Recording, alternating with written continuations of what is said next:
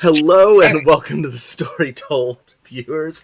Today we are proud to be bringing you the first session of the Last Caravan as run by Jarn. I'll let everyone introduce themselves in a second.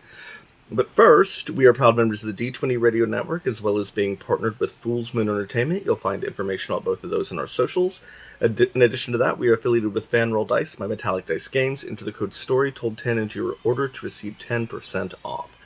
And with that, I will transition you over to our amazing GM, our Weaver, our Atlas. Every game is a different term. Jarn. Take it away, Jarn. Whoa, me? You? I thought we were going to talk about foibles and fables. I mean, she's an amazing GM. I'm kind of like, so I'm Jarn, just Jarn for short. No, sorry, backwards. Just Jarn for short. You can find me on Insta as well as Blue Sky and Start Playing.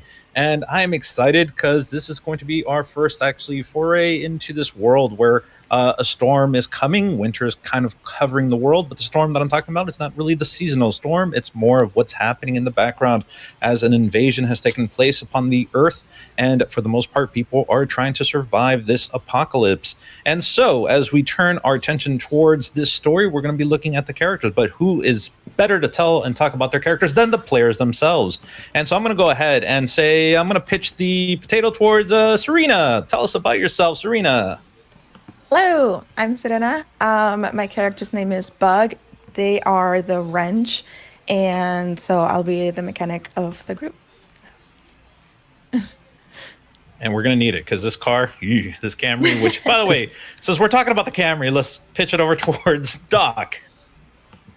For sure. I am Doc, one half of Creative Disarray, the latter half. I am playing Arthur, the Sledgehammer Simmons, and I am the Bruiser. Here to help protect, do damage, and, as much, hopefully combat's not too bad, but in case we need it, bring the Sledgehammer for sure, and go on the adventure with everyone.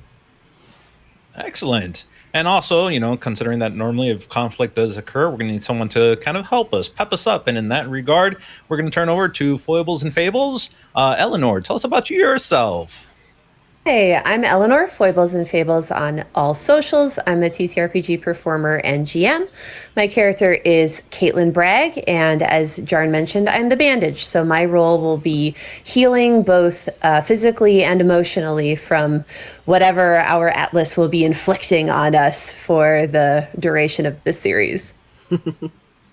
Nothing bad. I don't... maybe... I don't know. But just in case you get into trouble, there's always going to be that sweet talker. And we're going to turn our attention now towards Nady Danger. That's me. Hi, everybody. Good start.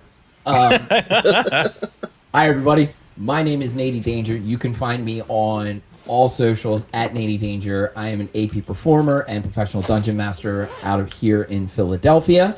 And for this game, I will be playing Clint McCarthy. Clint McCarthy is a photojournalist and will be the talker.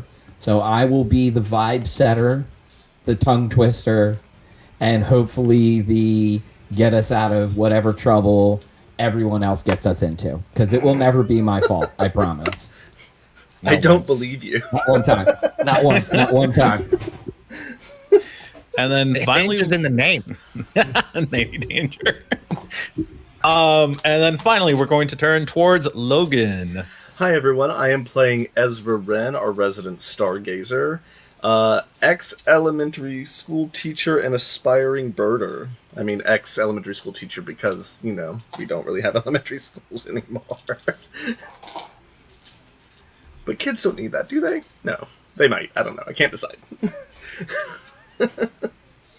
I mean, in this post-apocalyptic world, it'd be kind of like, really terrible if you leave a kid at the school and be like, I'll be back, honey, I'll pick you up later, and then just drive off. Elementary school? It's just like... In this economy? Oh, I'm talking about the post-apocalyptic world that we're playing in, but But yeah, at this point, we are going to ask you to go ahead and envision the cold that comes with winter. The snow that falls listlessly at one point, harshly the next. The caress of the cold wind that dries your face as you're trying to walk by. The fact that everything looks a little bit paler, a little bit grayer. And at this point, we find ourselves within Gullies. The tavern had been there forever. Looking across the walls, you can see all sorts of magazine covers as well as newspaper articles. For the most part, it seems as though this had been a anchor within this town, this small, quaint little town. The proprietor, Albert, large corpulent man, has this rugged beard upon his face. You can see that the grays are turning white. You'll see that he still has a clinging of some blonde hair, kind of brownish, perhaps a little bit darker when he was younger. He walks around. He has this very jovial disposition, and for the most part, he makes light of everything, even though you can realize quickly that something is troubling him. But he doesn't really talk about it. He goes ahead, walks and wanders over towards you or your table, puts down a couple of beers or drinks, whatever it is that you would like for the most part, that if he has it. And he'll offer you guys a drink, kind words, and a hearty laugh that kind of fills the room. Some hours are going to pass since you guys have been in this location. At this point, you have heard nothing coming from outside. Quite the opposite. It is completely silent. Every now and then, you probably approach one of the nearby windows to take a look to see if there's any evidence of what had chased Caitlin as well as Arthur and Clint down the road, but nothing comes up.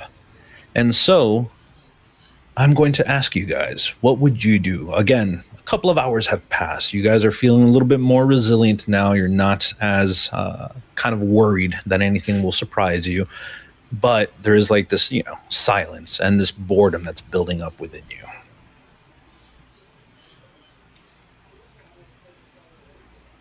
So Yeah, go ahead. Ezra had been quite overtaken when the alien was overhead. Right.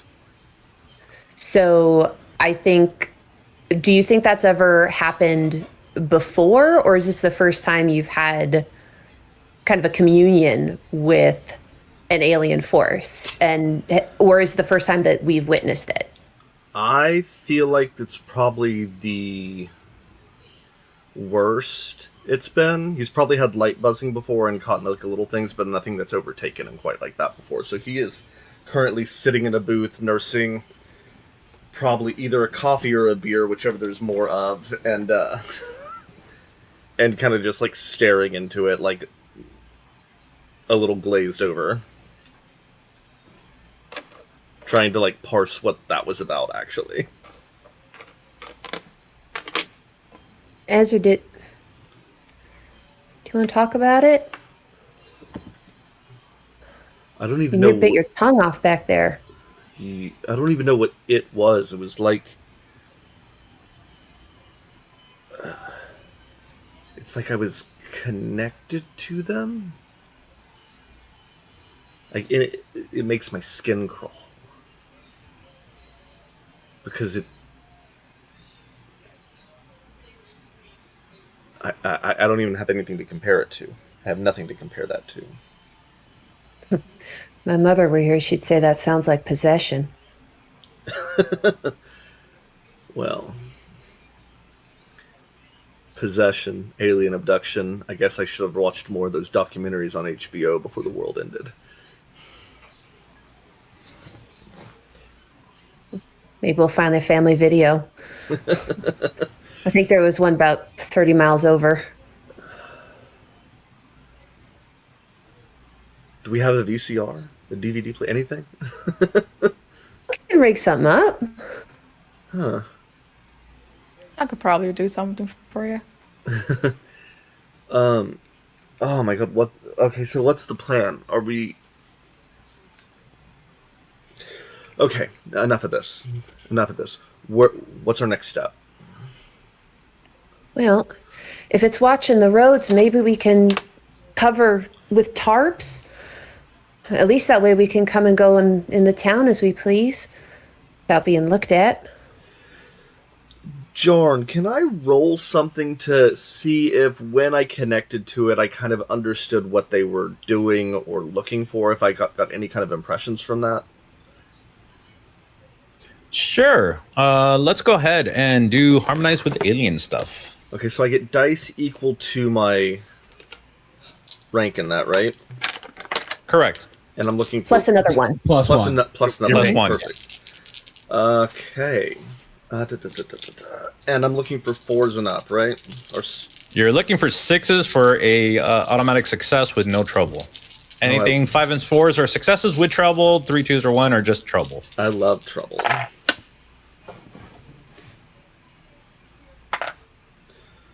Two 4s, a 2, and a 1.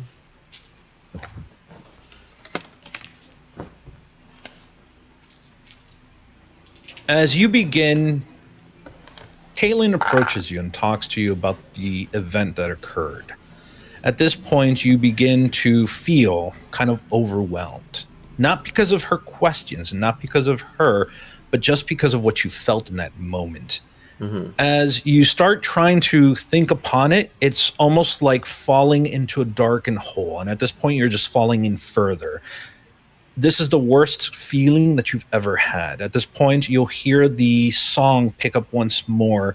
This, it's almost like a symphonic music, but for you, it makes no sense whatsoever. There is no inherent melody.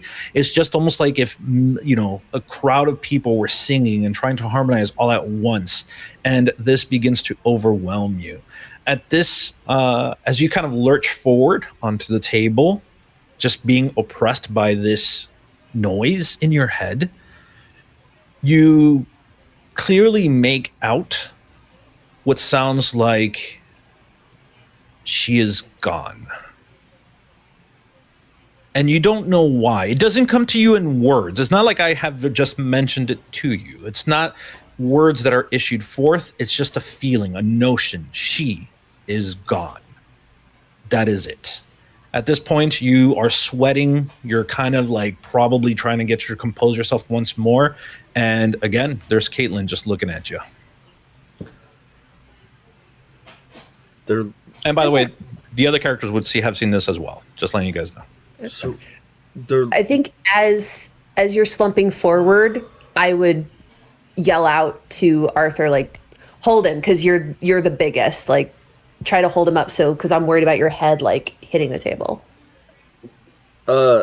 He would, yeah. He does manage to like catch himself before that happens, and like leans back and rubs his temples. They're looking for someone. The only thing I can get is that she is gone. I don't know who or what she is, but they are looking for her.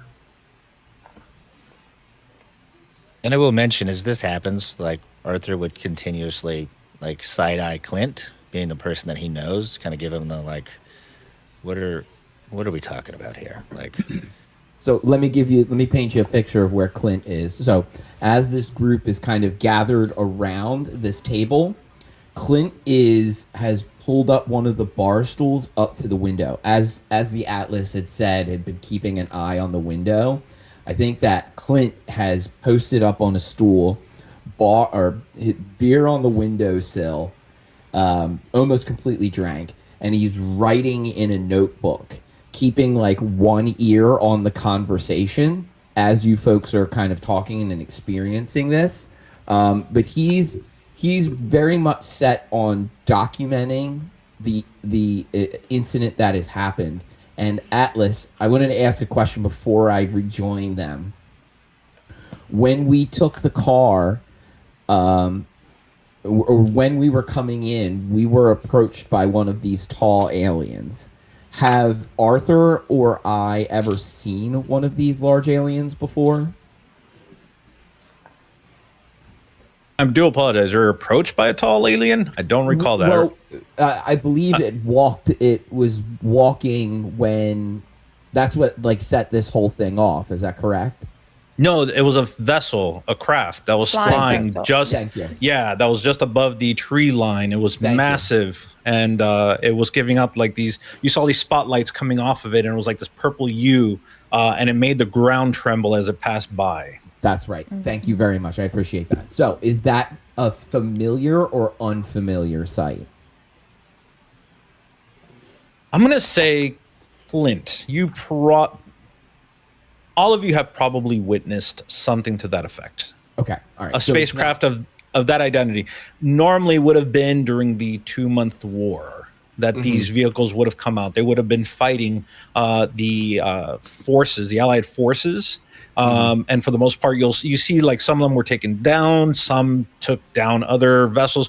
You'll see like the images, these will come rushing back to you where you see these things are like firing off these massive weapons and just obliterating, for the most part, any sort of defense that the Allied human forces were able to push back with. Okay. Thank you very much. That helps me kind of set the stage. So, with that in mind, Clint is looking out the window up and down between his notebook, documenting what he saw, knowing that the last time he saw one of these machines was a very harrowing experience, having experience in the 2-month war. I think that his flight or fight response is up really high. So he's got a set of priorities. Keep an eye on the window, get the documentation, and he kind of is like actively aware of where his flask is, that he's been taking the whiskey that Albert has been giving us and just kind of pouring it in the flask and filling up and reloading. So it's like the conversation that is happening over at the table is kind of very far down the list at the moment, but he is kind of keeping an eye on it. And I think that once we heard the she is gone, that part of the conversation, I key back in and I meet Arthur's glance going like, kind of, we've been together for a little bit, so we share a similar thing. Like, this is definitely odd. But I also think, personally, Arthur is like, they've got a mechanic. So we're going to probably, and I think that as he closes the book and rejoins the group, he's like, this is strange, but we're going to have to make this work somehow. And so he approaches back over, pulls up a chair, and kind of, sits down at the round with everybody at this point. Or Bug, she's mostly, all you hear in the background is like ting, ting, ting, ting, ting, ting, ting, ting. She's like working on something that she picked up from the car as it was coming in. Duct tape and multi-tools all over the place, just trying to like keep busy. She's not really in the conversation, but she's listening. So every once in a while, she'll throw in comments, be like, "You okay? All good? Okay." Ting, ting, ting, ting.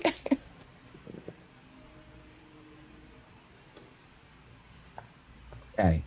So, Bug, let me have your attention here for a moment. I know that whatever you're working on is quite riveting. Yeah, what's that? Those alien ships, that alien ship that passed over us is trouble. Wicked. It's more than wicked. It's probably armed to the teeth and out on a hunt. Those things don't come around spreading love, peace, and joy. Let me tell you what. So Yeah. as much as the gully here feels like quite the bastion of sanctuary and peace. We gotta get on the move anywhere but here. And which brings me to, and then at this point I kind of sweep my glance out at the rest of everybody as my elbows hit the table, and which brings me to my next point. What are all you doing for the next 6 months? 6 months. You got plans? What does it matter? Well, as we know, it's getting colder here. And word on the street is that some of the last sanctuaries that we still have left are out west. Arthur and I have a car, and we were planning on taking that trip. But it just so happens we were missing a couple of key ingredients. And those very ingredients, we just so happen to be circled around this table as we speak. It's quite serendipitous, if I would say so myself.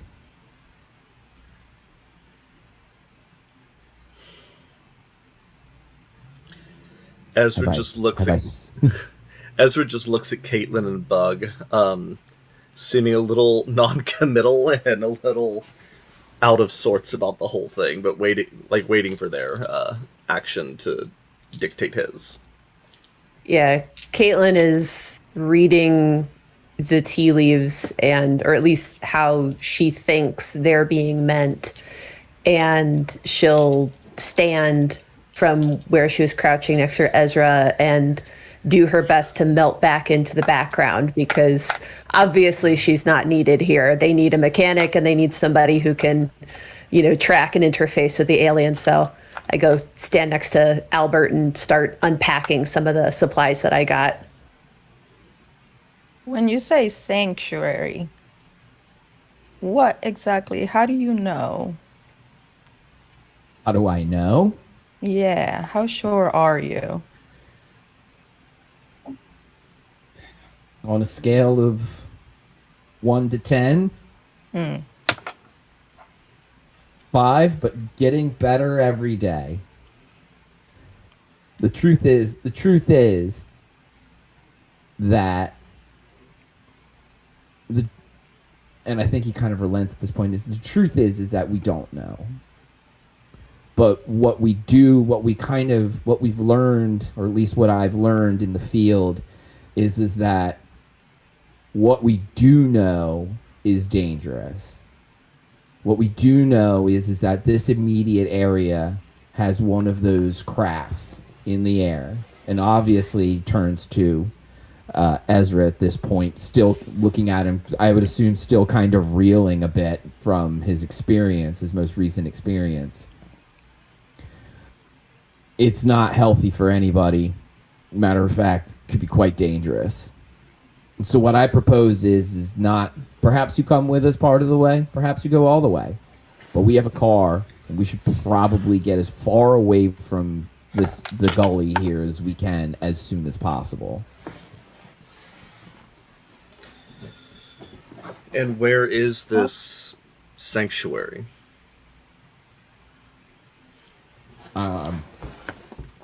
Atlas, it's out west. It's Seattle. It's Washington, right? St. Francis. But Okay. you'll see that as Albert is listening to this conversation, watching Caitlin kind of approach as she starts looking over her boxes, you'll see that Albert goes ahead holding a bottle of beer, goes ahead, kind of points it towards Caitlin, trying to get her attention. He's just like, you see that? You see that? That's the same type of people. They always have these ideas. And then they run off and they lead a band of people with them. And those people normally don't ever come back. No one's ever heard of them. You're not buying this, are you? It's a sad, sorry state, but hope don't come along that often. What you talking about? Well, I mean, look at them. I think they make a good group. I think if anybody could make it through, I think they have everything they need. I do.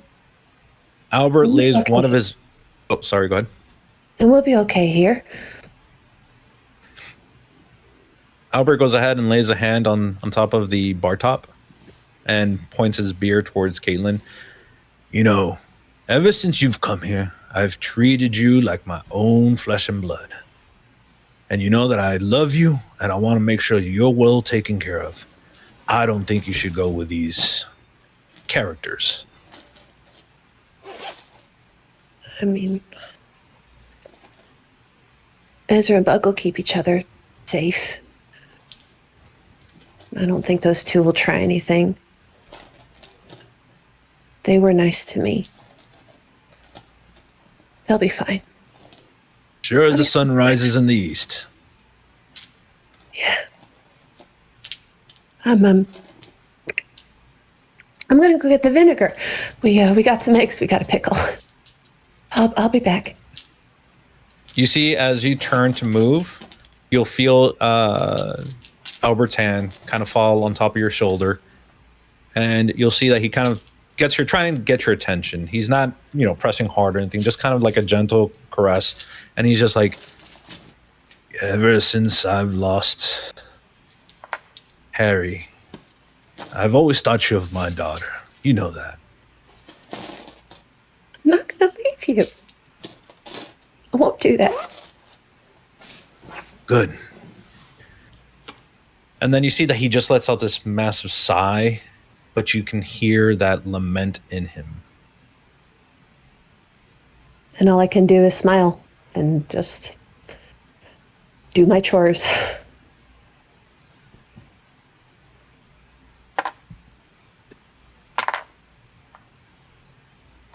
All right. And so, what do the rest of you do? I would say Arthur would, when Clint came over, it's almost like a position switch. He actually will switch and go to the bar first to set his coffee cup down for more.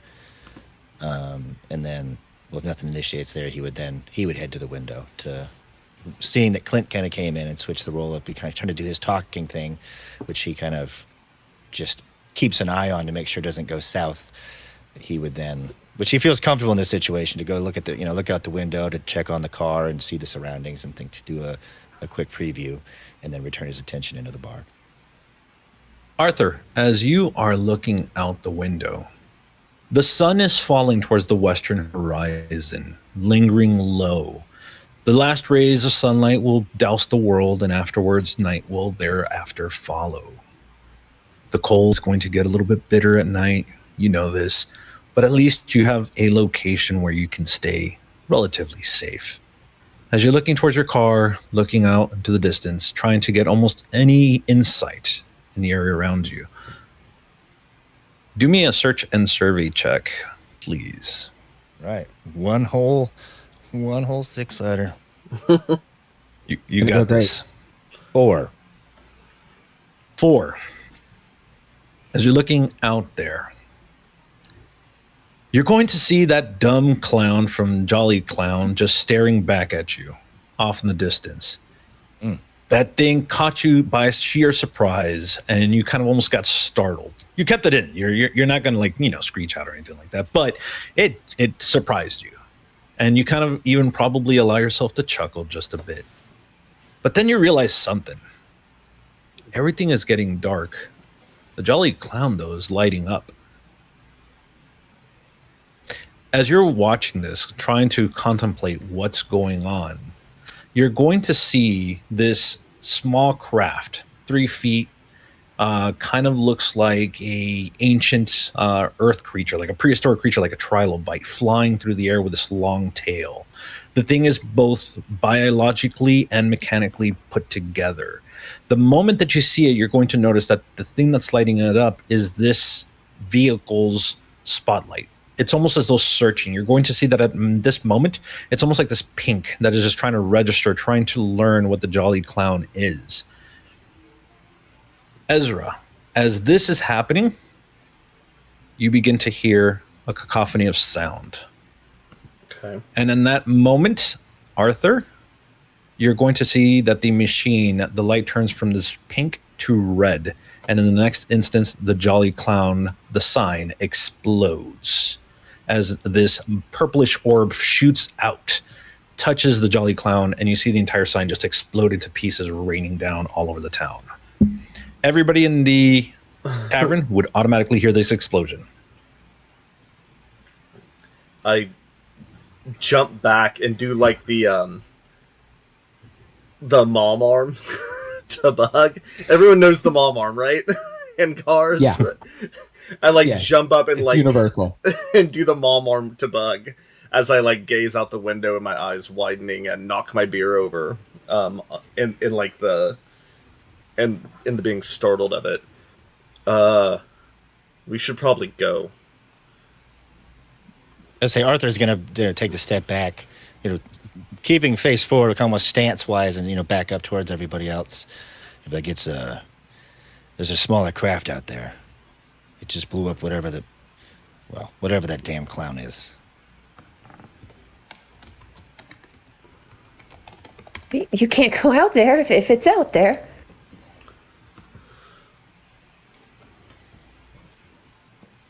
I mean, I don't know if it's going to come this way or not, but one way or another, Clint and I, We are not staying around here. That is a decision that I am going to let you know is already in place. Now, anybody that wants to get in the car and is willing to help on where we're going, by all means, you're welcome. But that choice isn't there for long.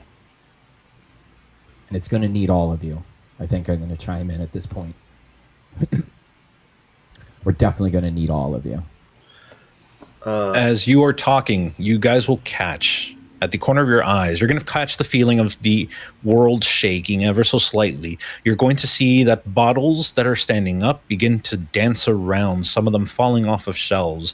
At this point, you'll feel that vibration coming through the building. You'll see that Albert kind of goes ahead and he just shouts out, "I'm not drunk for this." And he turns over and he just like looks over towards Caitlin's like, "What's happening?" I don't know. Something in the street. What are they coming up from the sewers? I don't know. We need to get out of here. Albert, do you have a back door? You'll see that he kind of like looks over and points at it with one thick finger. He goes, "That's going to take you out to where that jolly clown is at." It's the front then. It's time to go, everyone. Ezra picks up his backpack and his guitar, shouldering the guitar in one hand, and he holds out a hand for Bug. You coming? We don't have much choice now. Caitlin, come on, we gotta go. I'm watching Caitlin kind of hesitate in this moment, and I think that as everyone is having this conversation, I am moving towards this back door, right? And I would assume, Caitlin, you're kind of near that back door, or at least the entrance area, Yes. hesitating.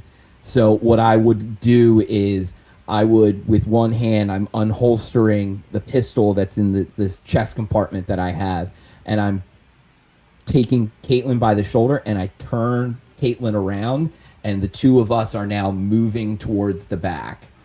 I'm not sure if Caitlin wants to even take this adventure, but we're at least going to get you out of this pickle. So we're moving into the back. If there's a back storeroom, I'm not ready to go kicking open a door quite yet, but into a darker location that doesn't have windows at least. I follow along Yeah. with Bug, and I will motion for Albert and Arthur to follow us. Yeah. And we established last episode that you had my backpack. I do. Yes, you Yes, had them. yes. You keep them Right. with you. Yeah. Right. So at this point, moving towards the back where the storage room is at, you're going to see that, again, there's several items collected. This thankfully done mainly by Caitlin, as she has tried to kind of bring a lot of resources from other towns, scavenging, doing what she can. Bug probably helped out as well. So it's definitely kind of a good collection of items, non-perishables that they have there, as well as God knows how many, 12 packs of beer that Caitlin had to lug from one place to another, just carrying them, stocking in here. At this point, you'll the mother load. Wait, everyone. We must defend this location at all costs. This is our stronghold. Yeah, this is it. Yeah, and I think as soon as Bug comes in the room, I'm like grasping onto her hands, and you can feel the tension. Because we've had conversations about leaving before.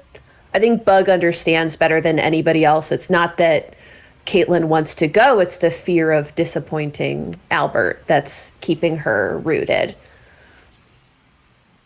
And so as you guys are packing into that back room, just with enough space to be able to swing that door closed, you'll see that Albert stands in there, and in his hands right now, he is carrying a shotgun.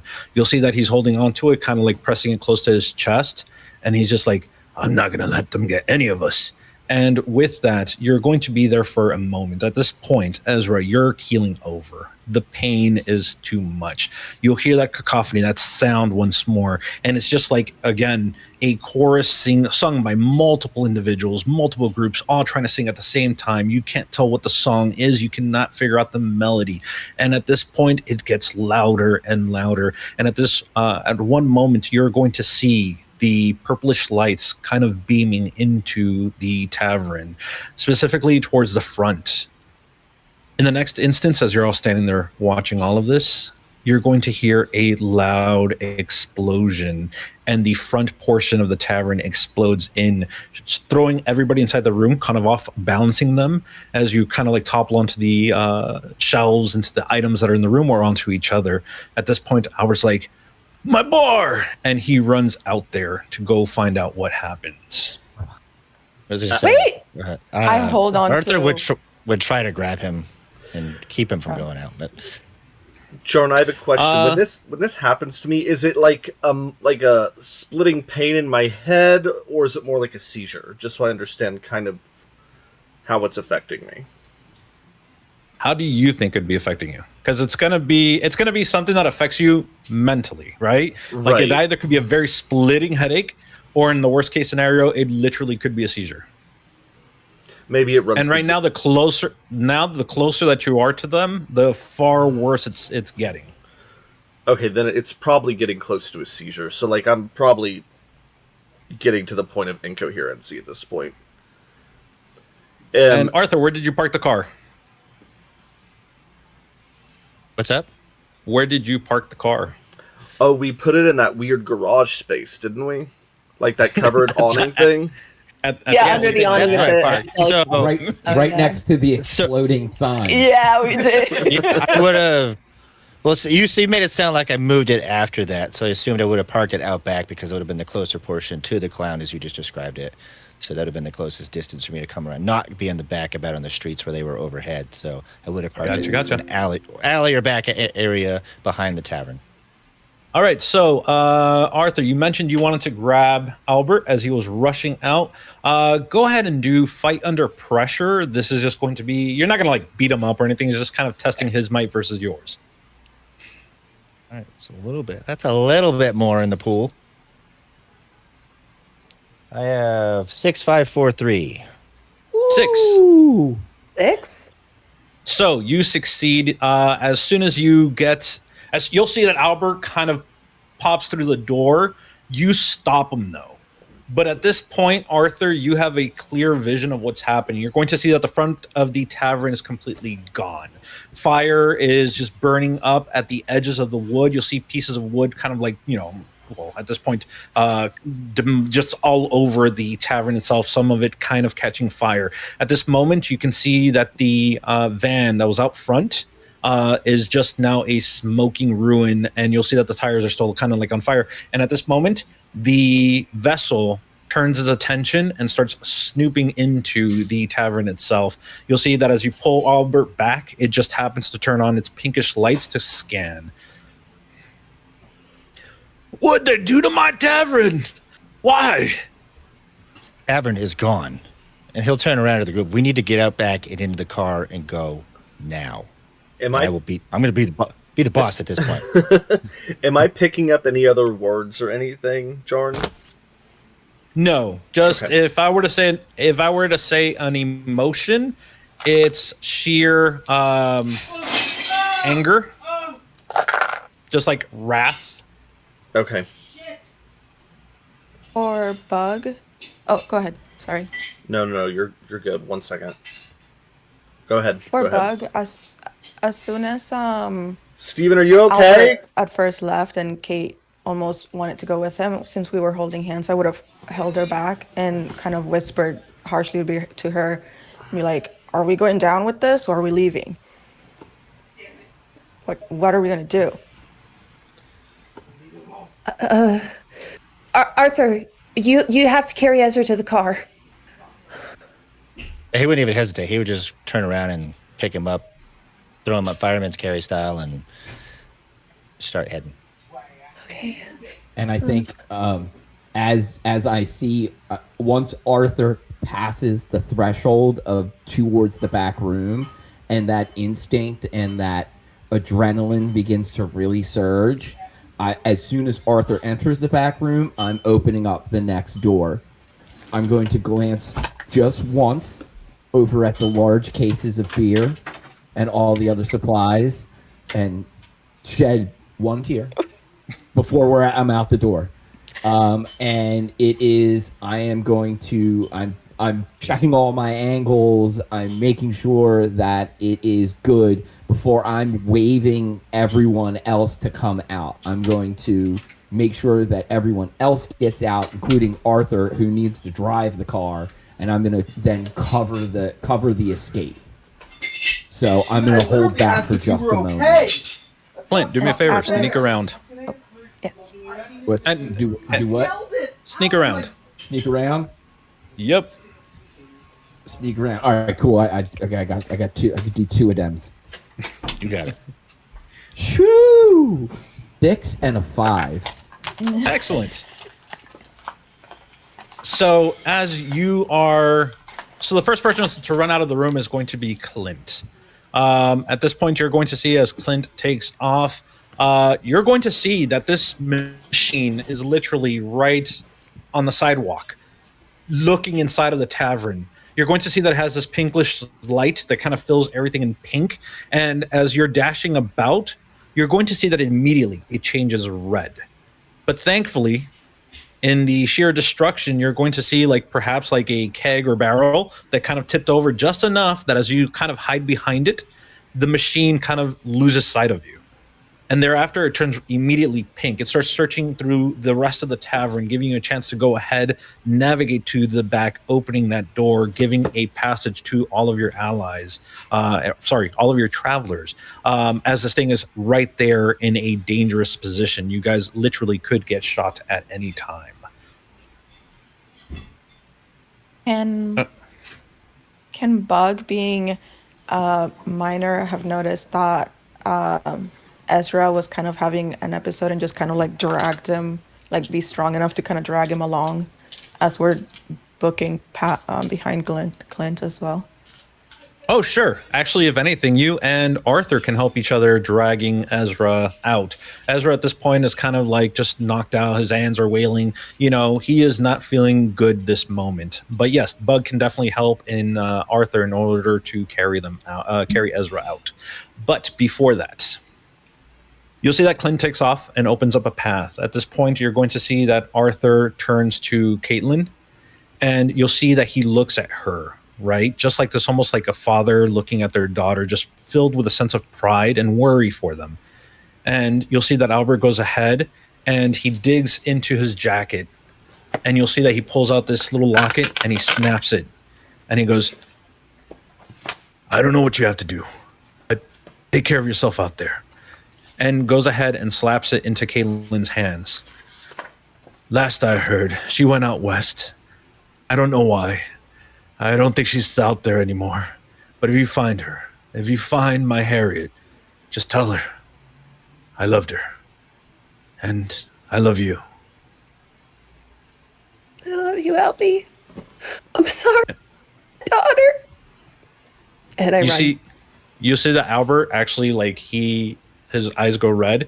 He goes ahead, just passes the back of his hand over his nose, "I got to do this." And he runs out there. He jumps in front of the doorway, grabbing a shotgun and taking a shot at the alien craft. You'll see that the shot lands. The alien craft bounces, tearing portion more of the wall, the front portion of the wall. The ceiling begins to collapse towards the front of the store. And at this point, the alien craft wobbles a bit, trying to balance itself. At this moment, you have the opening to get out. We're going to take that. I'm going to hesitate for just a moment, and if you'll indulge me for just a moment. So as Albert turns and kind of comes into the door and has the light of that spaceship or that craft kind of beaming over him, giving him this silhouette, I'm going to take a moment to capture a photo of this.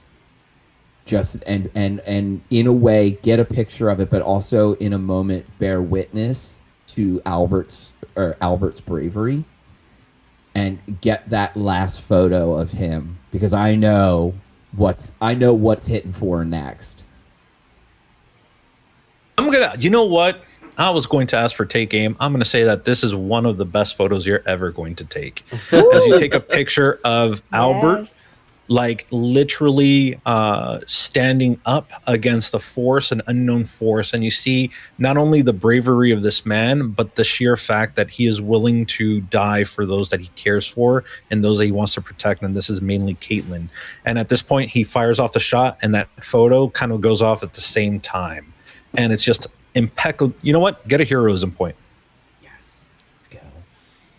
Yeah. So, and that moment, I get that picture. I don't, and then after that, I've gotten like in a quite selfish way. I've gotten what's important to me in this moment, and I'm out the door, and I'm closing the door behind me, and I'm sliding in the back seat of the Toyota Camry, of the aluminum Falcon. And I do apologize that we're having this beautiful dramatic moment, and I have to say the words aluminum Falcon. Well, I'm just concerned that you closed the door on the people behind you. No, I would have been. I apologize. Let me narrate that slightly a bit better. I'm the last out the door. Gotcha. Okay. Yeah, So everyone's dragging out. I wait that moment. I get that photo, and I'm walking out backwards out the door once everyone else is out. Excellent. And at this point, all of you are making it out. Caitlin, you're going to be the last one to kind of stand there, turning around, looking to see Albert. And that's when you see the red light go off on the alien craft. And in the next instance, you're going to see that Clint will kind of get in the way, closing the door behind. But you hear the explosion, and it rocks the building. And at that moment, you know that those moments that you had within Gullies is now just a memory strung along in your life. And at this moment, all of you jump into the Camry, preparing to make your way out. You guys really want it to be a Toyota, Yeah, Am I the Civic. am I still likely. overwhelmed by this, Jarn? Like as we peel out and get further away, does it lessen? Like how do I experience this? I mean, peel out. Wait, the Toyota Camry's turned on? No, just Well, kidding. like- Just kidding. No, for sure. I will say that the aluminum Falcon goes ahead, turns on. Arthur is driving, grabs the wheel, hits the gas. The car just peels out. And at this point, you're going to see that Arthur, to your left is the bar, and the one space vehicle, alien vehicle. You're going to see the right. And looking towards the right, you're going to see several of those lights, pinkish lights, kind of scanning, searching, looking, and it looks like there's several of them there, kind of just navigating the streets. The moment that they hear this, see the vehicle pass by, you're going to see that some of these lights get interested, start turning in your direction. I am going to need a drive check. All right. Drive a car. Driving a car. We have 622. Excellent. You hit the gas.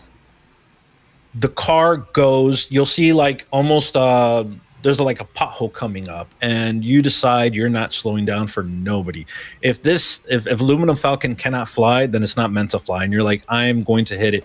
And with it, you hit that pothole.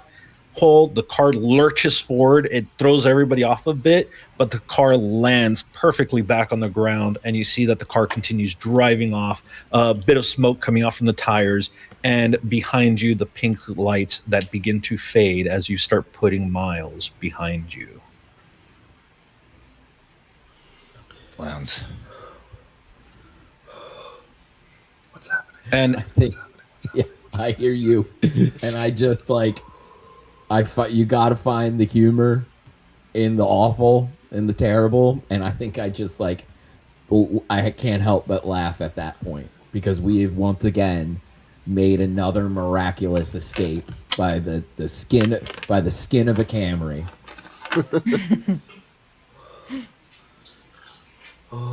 so at this point, Ezra, you begin to regain control of again, well, not that you ever lost control of your consciousness. It's just that it was so overwhelmed. At this point, it starts to lessen with more distance between you until the point it falls silent. I think we're okay. I think we're okay. It stopped. It stopped. Well, that'll be useful. Maybe. Oh, fuck, that hurt. Oh. Bug, at this point, being a little socially inept, will give you a couple pats in the back and be like, yeah, of course we made it. We're out. We're all good, man. Where's everybody seated? Sorry, I know Clint. I know you said Clint went to the back as well. So is Yeah, who's where? Yeah. I was thinking Ezra passenger and then the three of us in the back. Mm-hmm. Like you placed them there, yeah, he would have said that. That's what I was I'm kind of just thinking like for a second. clinging on a bug and crying. I reach my hand kind of like into the middle and I like grab for Caitlin like and pat her Yeah. in an appropriate spot, but I can't really see what I'm doing. I'm not turning around. I know you don't mean anything by it. Yeah. Roll a d6. Let's not say less. Say less. I'm just kidding. All right, so just let you guys know. That is going to be your first detour phase. So the game is divided in phases to try to kind of have mechanics for all these experiences as you're traveling and traversing this journey across the states. And so detour phases tend to be engaged phases where there's going to be dice rolling complications and all those fun little things that make RP amazing. But we are actually going to be moving up to the upkeep phase. And the only reason I'm bringing this up, because technically this could be done just quietly, is just for the simple fact that feel free to have a conversation. This is just time on the road at this point. You're going to hear, you're going to see that the car just rumbles forward as Arthur's gripping the wheel, and you guys are able to take a moment just to kind of like take in the things that have occurred and the fear of what might come up in the future.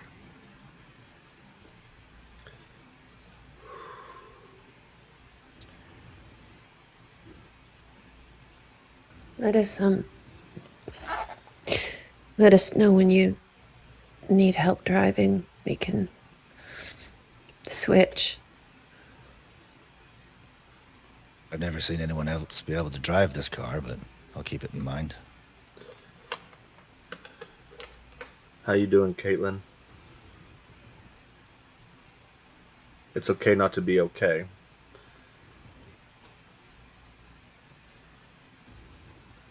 I just can't do right by anybody, can I? At that point, he does like turn around in the passenger seat, like from his torso. Now, you and I both know that's not true. You've been taking care of Bug. Y'all got me out of there. I don't know what is going on. You're okay, Caitlin. External things happening, you can't blame yourself for. Easier said than Would say done. it hurt. Easier said than done, of course. So her saying those specific words would have also, like, that specifically would have broken Arthur's concentration to him, like, looking into the rear mirror instead, and then, like, almost kind of lost in thought for a second, and then just snapping right back to the road, like he's more driven than ever to just keep driving forward.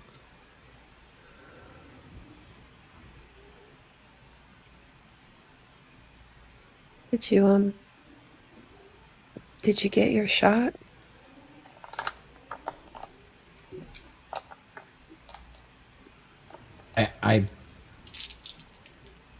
The initial instinct is to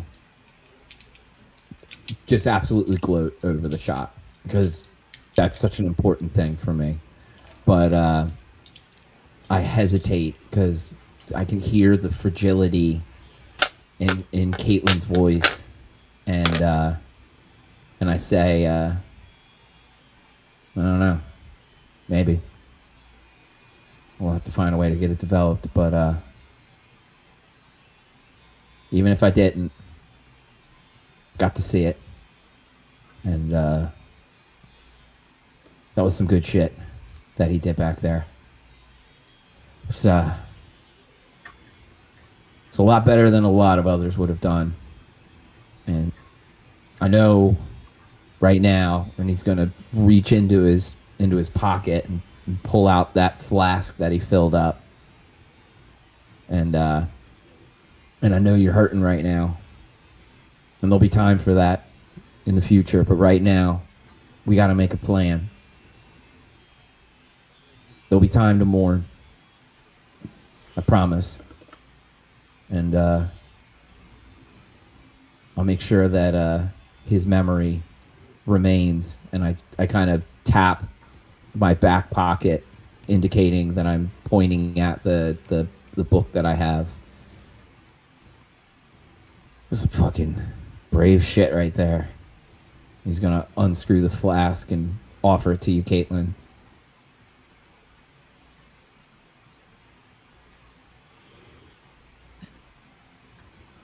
Thank you. And she'll take it, hold it for a second. And she doesn't wipe it off to drink it, but she does wipe it off before she hands it back. Take a hard swig and realize that it's probably got 3 different layers of alcohol in it. And it's gonna bite something. It's gonna bite something interesting, but he's gonna keep a straight face. He's got a reputation to maintain, and closes it back up. And then he's gonna turn. I think he's gonna turn to Bug at this point. So, I saw you before we left. I saw you working on stuff, and I think it was Ezra that said that you're a mechanic. Bug will be playing with her multi-tool, just swishing it like a butterfly knife, just going. It's kind of like her fidget spinner. She'll be like, "What? Yeah, and what do you need? Do you need something fixed right now?" She's just socially inept, not really there, just kind of like trying to process, but at the same time moving Nope. forward. Not well. I mean, technically, yes. I'm sure that our vehicle could use some maintenance and repair, but this is more and more of a transactional discussion. Just trying to kind of get to understand what your skills are, you know. You need something fixed, I fix. Those are my skills. Cool. Yeah. All right. Yeah, all right. I'll definitely keep that in mind. Ezra, how you doing Arthur back is- there? Go ahead, Arthur. Say Arthur is gonna to chuckle because he does enjoy when Clint gets into situations where his talking is almost like he hits a brick wall. My spells are useless against her. I think I'm okay.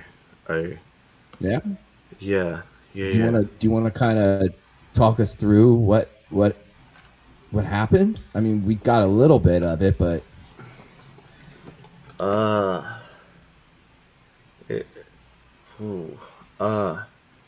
how to explain this? I think I can hear them. It's like I got connected to the ship. And I was getting impressions, pictures. Yeah, that's the best way I can explain that. all right. Well, that is certainly a useful talent to have. I got some extra paper if you ever want to kind of, if things start coming to you, I find that the best thing to do is try to get them down on paper, write them down. Oh, yeah. I think I have some sheet music in my guitar case. I'll write it down on that. I don't think I have a Got it. journal in my pack. You have a guitar in there? In my guitar case? What else would I have in my guitar case? Oh, hey, You'd be surprised. Hey. Yeah, hey. Listen, not for nothing. I'm not trying to say nothing. Just I've seen all sorts of bags and all sorts. You don't see very many musical instruments around here. It's you play that thing? Used to. Do I detect do I detect a bit of hesitancy when Ezra says that, as if there's a reason? No. Okay, just haven't had a reason to play guitar in a while. No. Exactly. It's nothing like evasive or hurtful or anything. You just haven't had a reason to. It's very almost a little too emotionless, if anything. Yeah. Gotcha. All right. Well, we certainly got ourselves a band of friends here, band of people. And I think at this point, now that no one seems like they want to talk too much, As I say, Arthur. I think and Ezra, you're going to feel it before you see it, that my feet have snaked between the right side of your seat and the window as I kick my feet up in a relaxing position. So like my feet are now like right next to your right ear. So, well, seems you're all such a talkative bunch. I think I'm gonna take a nap, and I'm gonna pull the hood of my hood. I have to stay near the microphone. I'm going to pull the hoodie over my eyes and fold my arms across my chest, nestle up by that door there, and get whatever sort of shut eye that I can, knowing that at any moment this could go sideways.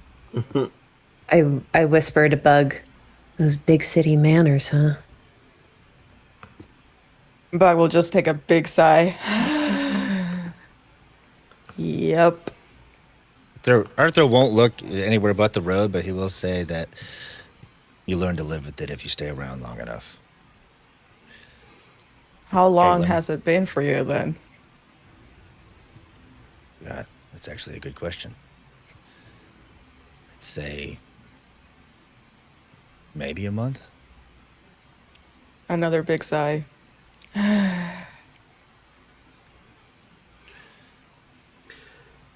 Arthur, how did you hear Oh, about go the ahead. I do apologize. Oh, How no, did you're you good. hear about the I sanctuary? know it's probably Arthur? hard to think about memories right now, but I get the feeling you know this place and this area more than others, and we are going to need a place to stop. And, well, now that we do have a mechanic, if she's so inclined, there is probably some things we could take a look at, and we will need fuel sooner or later. Yeah, well, there's a few stops along the way. In a couple miles, if you go into the mountains, there's some homesteaders. But if you keep going straight, yeah, we'll hit a 66. And, I got a fuel stash there. There was a gang, so nobody went by, but they didn't play well as a team. So it's fairly safe now. Arthur, how did y'all hear about this sanctuary, and how far away is it? I know that it's along God, I forget what it was called. What did we say it was called? What is the area? I'm sorry. I apologize. I was just looking St. at it Francis? too. St. Francis, yeah. Gonna know that's right actually along the coast. I've sent a few people that way on the last of the trains and some caravans that went out. That's what they said. They were all trying to head. That's where it was easiest to survive and make a last stand. So, unfortunately, it's all hearsay, but it's the only hopeful stories we have left that are coming out of anywhere else.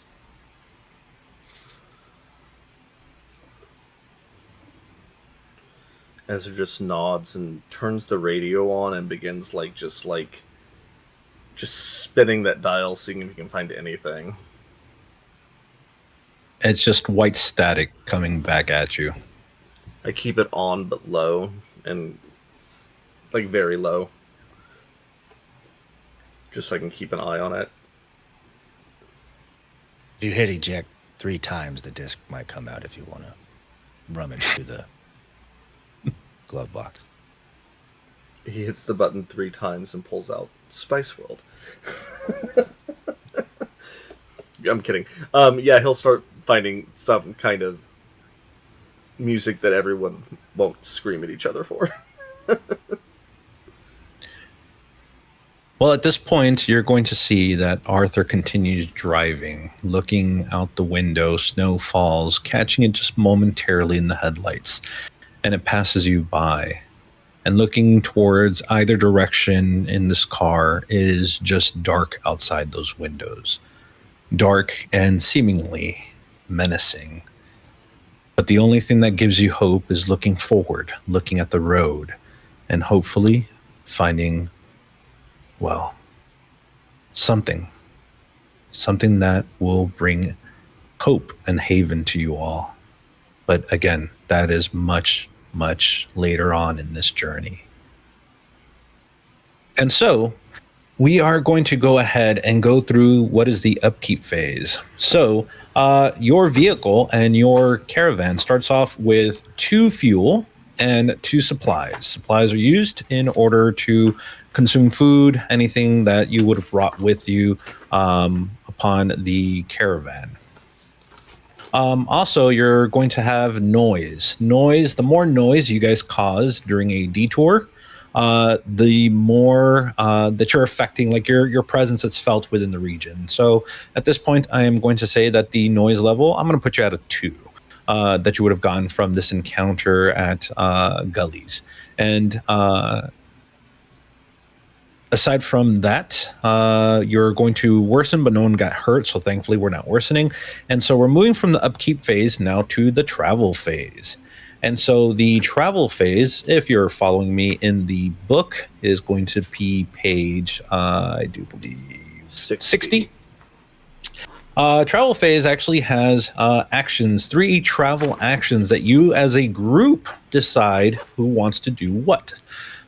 There is lie low, recover, resupply, work on a slow project, work on a vehicle. And so it is up to you guys to decide, talking amongst yourselves, what you would think would be best at this moment to do for this travel check or travel phase. Well, our noise is not great, so I say lie low would be useful. If anyone else has an opinion, though. Agreed. Mm-hmm. Yeah, let it simmer down a bit. And you said we get 2 actions or 3 actions, Jordan? 3 actions. 3 altogether. We definitely should go up to Caitlin's cache. Yeah. And And see if resupply. we For can sure. And Well, resupply. would definitely- 66. Absolutely. Yeah, and when you pull up, you see that they put a cardboard box, and they painted a third 6 and put it up, so it's 666. This is my It's kind required of in town. any. Every apocalypse is required to have that, I think, yeah. Of course.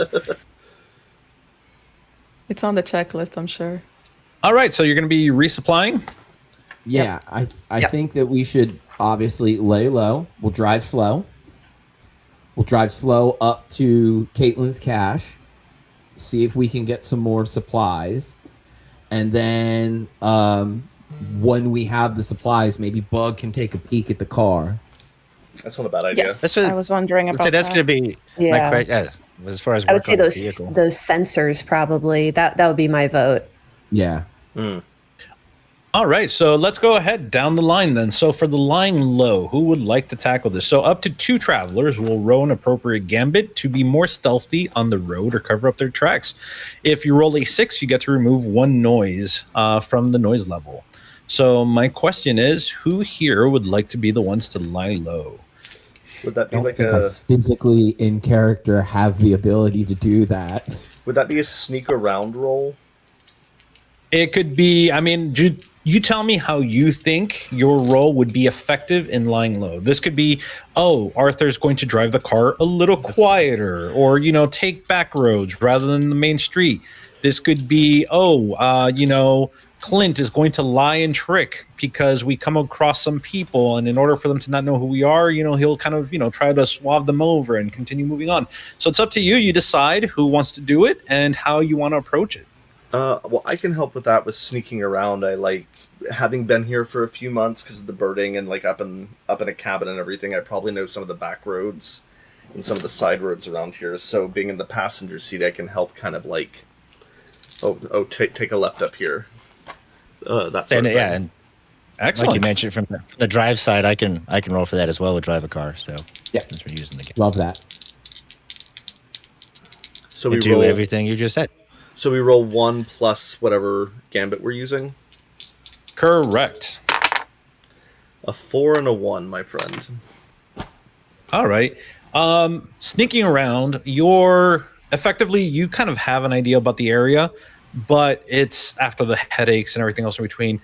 You're not really getting the best. Like you're trying to think and calculate what paths to take and what roads to take, back roads. Nothing really comes to mind that can actually help. And although you're trying to do your best, sadly, it doesn't do much. Like every time you take a back road, there's usually something else there. You'll see like some devastation or cars turned over or something to that effect, which just kind of continues having this drowsy effect, this dreary effect upon your group. And sadly, it doesn't lessen your presence within the area. And who else wanted to roll on lying low? Let's see how driving the car a little bit smarter works. 5. 5 and 3 and 3. Yeah, sadly, effectively, you're doing the best that you can, and it's just like every time you have a moment to take control of the car, to try to slow it down, your car just does a noise. It just like the exhaust goes off, just blows up like. It's just like the car, just like the tires start like rolling. The horn goes off on its own. Yeah, it's just like the car is just trying to get attention on you. Spice World, the Spice World soundtrack. Suddenly Just the volume radio goes spike. real high. Yeah. Subwoofer kicks in. Don't worry about it. Yeah. I thought I disconnected that. Why are the windows open? It's just, you got to sing the song. You're in it. All right. So who would like to do resupply? Up to 3 travelers can roll an appropriate gambit to obtain what you need in this region. For each 6, the travelers roll, gain 1 supply or 1 fuel. All right. Well, search and what's the other one? Search and survey. That's what I'm good at. So since you did mention, Caitlin, that this is actually the supplies that you had, I'm going to give you an additional die to that roll. And anyone else that is going to be helping you search the location you've kind of supplied up. It's up to 3 travelers. So is anyone having search and supply? Search and survey, I It do. makes sense for Buck to go, but she doesn't have anything in search and supply and search and survey, so anyone else can take it as well. I mean, rig and repair is probably a fine choice for trying to scrounge stuff. If something's broken, Okay. you can, yeah. But Okay, I'll help you search and survey too. Like you told me about the cache. I kind of know what's there. I can help you get some stuff.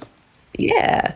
Heck yeah, my friendly local game store coming through with the 6. Nice. Congrats. We'll make One sure to supply or make sure to shout them out. I got 1 fuel. I got a 2 and a 1, Jorn. So that brings us up to 3 for both. Correct? One You get supply or 1. Caitlin gets to choose 1 supply or 1 fuel. I don't know. We haven't burned any fuel yet, but And yeah, just let you, just to yeah. let you know, during the upkeep phase, you always burn one supply and one fuel. And the car, this vehicle takes one fuel. Larger cars, of course, will take more. Okay, let's go with fuel then. All right. You'll see that Caitlin runs over with a jerry can filled with gas, puts it into the trunk of the vehicle. Ezra, you're doing the best that you can to help out. And again, you just feel depleted at this moment. You try to pick up some. Caitlin probably has all these packages kind of situated. You grab them and you start walking. All of a sudden, like the hole breaks in the package. All these things kind of fall into the snow. And at this point, you get more frustrated than anything else. Daddy's had a rough night. It's okay. And Doing Bug, the best you can. and Bug, what were you rolling? Rig and repair. Yeah.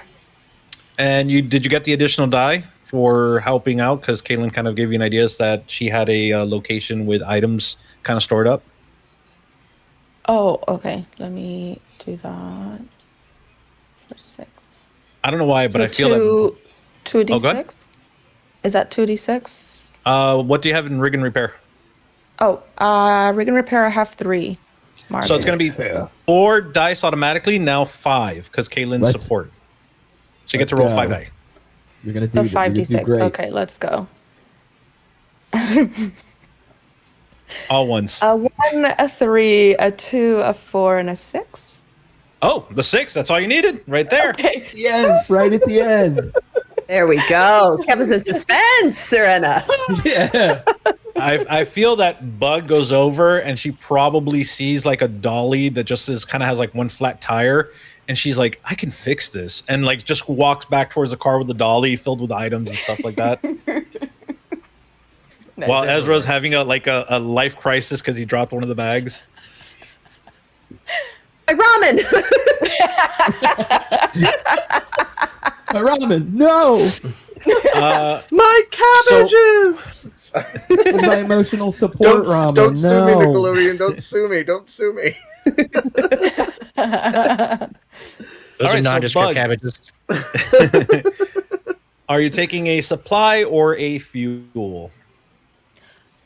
Oh, okay, then I'll take a supply then. All right, excellent. All right, so you guys kind of wash from your loss previously, so you guys are back at 2 and 2. Trying to keep track of it here in the notes, just make sure you guys know where you're at with that. Gonna be very important in the future. So we have two, you said we have 2 supply and 2 fuel now? Yep. Where's our car? There's our car.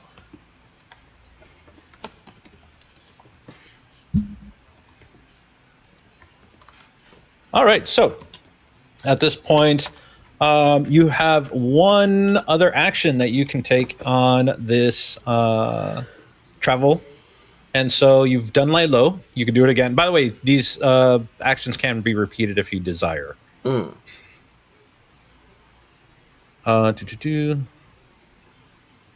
Weren't we going to try to work And- on the car? Yeah. Ye- Gotta get Yeah, I those think we're gonna sensors try working. to fix the sensors.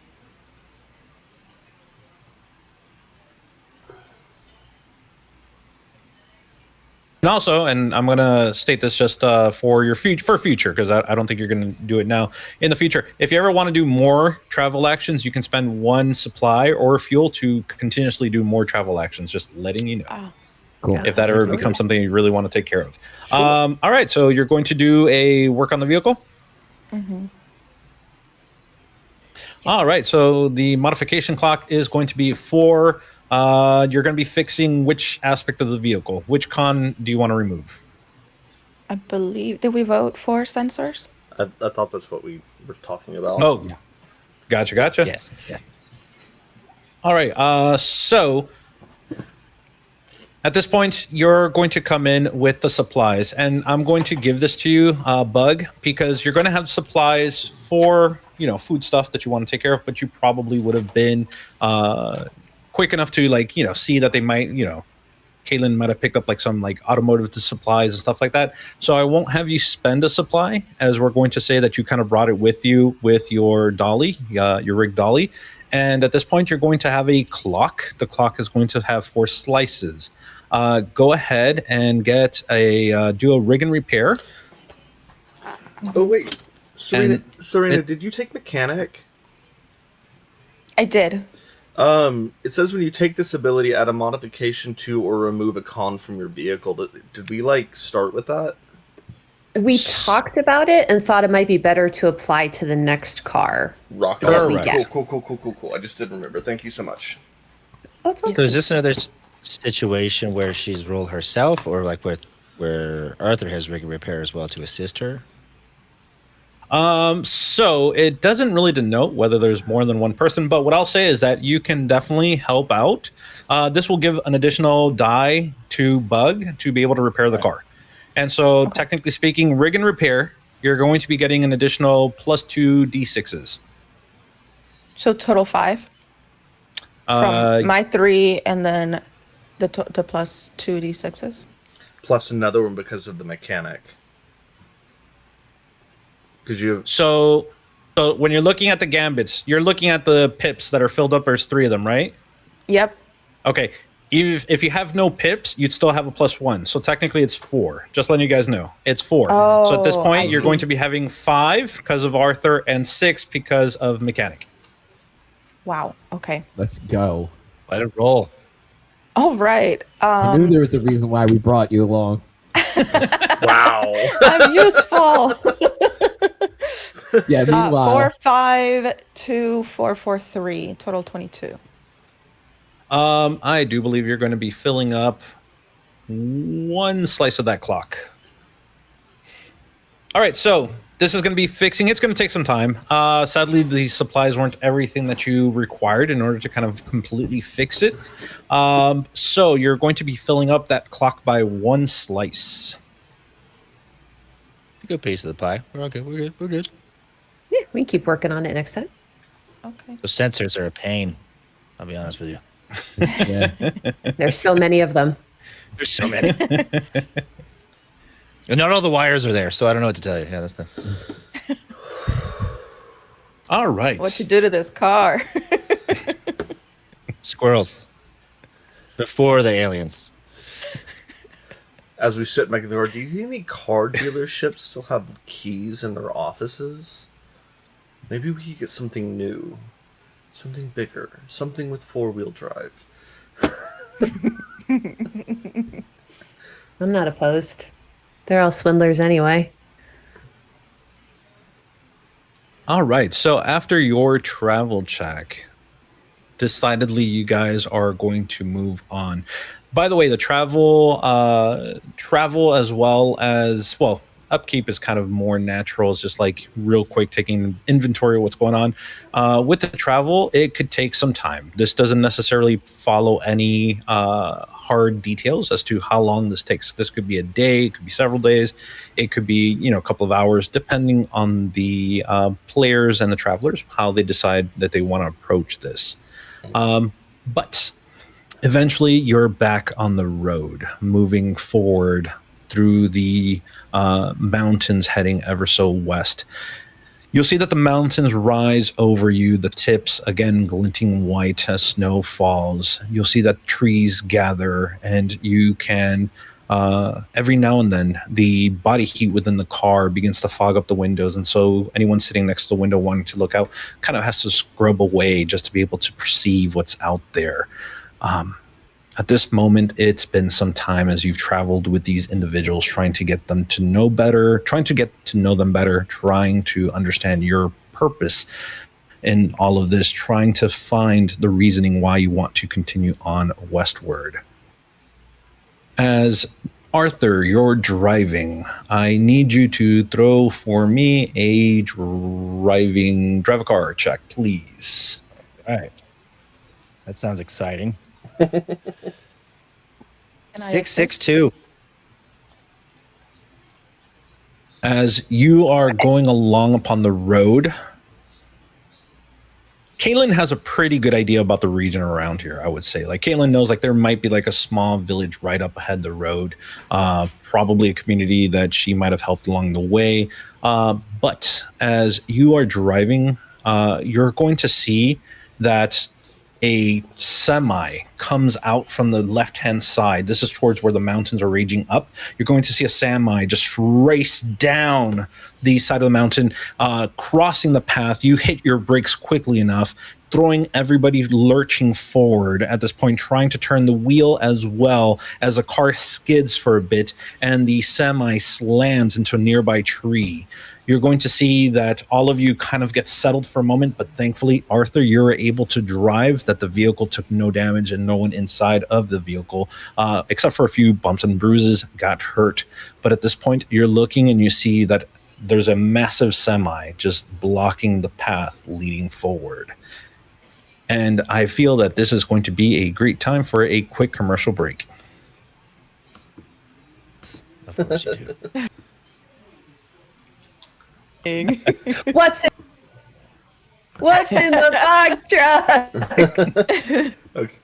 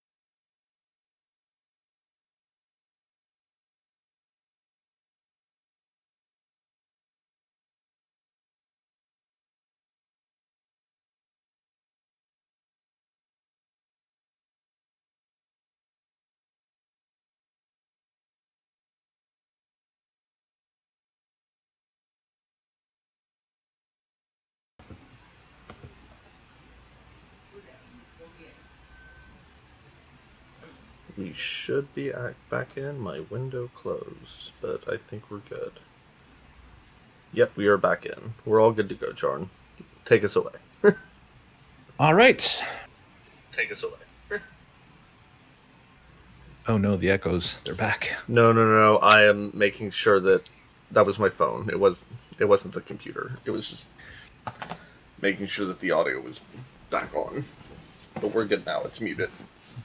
The semi hits a tree, wrecking the front portion of the cabin, though no smoke ekes out from the machine itself. At this point, the car stops. You hear the screeching of tires. All of you are tousled around in the vehicle, and looking, you can see that the semi literally is blocking your way.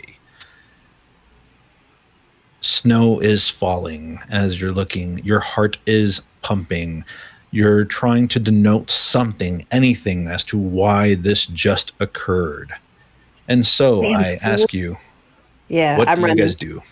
I'm going out. I'm going out there to I- try to see if the driver's okay. And my action was triggered by Caitlin running out because I was like, you know what? Caitlin's gonna run right out there. I know these people already.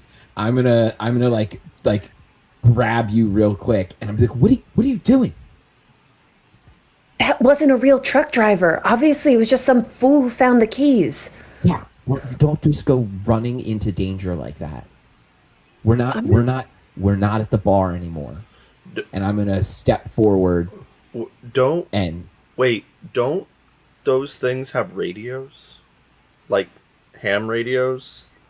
yeah, and Yeah, probably the got- ones that still work. Yeah. Yeah, and it's probably got a truck full of stuff and a probably disoriented, angry driver with a shotgun. Yeah, or his shotgun. guts could be falling out. Let me go. Let me go check first, and I'll call you in. And I'm gonna quietly step forward. I'm gonna slowly step forward towards the car, hand on my chest, and I'm gonna call out, "You all right in there? You look like you can't. You know you can't park there, right?" Do a search and survey for me. I don't think I do those real good. Just remember, you do have heroism points. So just to kind of note, I do. if you spend a heroism point, you can spend it to get an additional die on any gambit roll, increase harm and limit to 2 per gambit roll, or find a useful item. I'm gonna go with the one. I'm just gonna go with the one. I'm gonna save that heroic point for now, but it doesn't matter because I'm gonna roll a 6 right here. It's a 2. I couldn't have asked wasn't it even any numbered. better. Yeah, you're fine. Yeah. Caitlin, since you are out there, you're going to see that he takes off, kind of rushing in the snow. His footfalls become a little more tempered as he approaches the vehicle. You'll see that he pulls out his weapon as he is approaching, and at this point, you're going to see that he maneuvers around the semi, like towards the cabin of the vehicle. Looking in, you're going to be surprised that you see nothing. There's nothing in there. It's empty. You're going to see that the vehicle was set to neutral and kind of let go to tumble across the passage. And that is when you are going to hear it. Yeah. You're going to hear the sound of a rifle cocking. Okay. Wait, did I hear it behind me, in front of me? In front of you. Okay. Fantastic. Take it easy. I'm gonna holster my weapon and put my hands up. And I'm putting my hands up very far to let everyone else kind of indicate to everyone that this is a troublesome situation. But hey, listen, just wanted to make sure you're okay. You can put the rifle down. Nobody wants any conflict.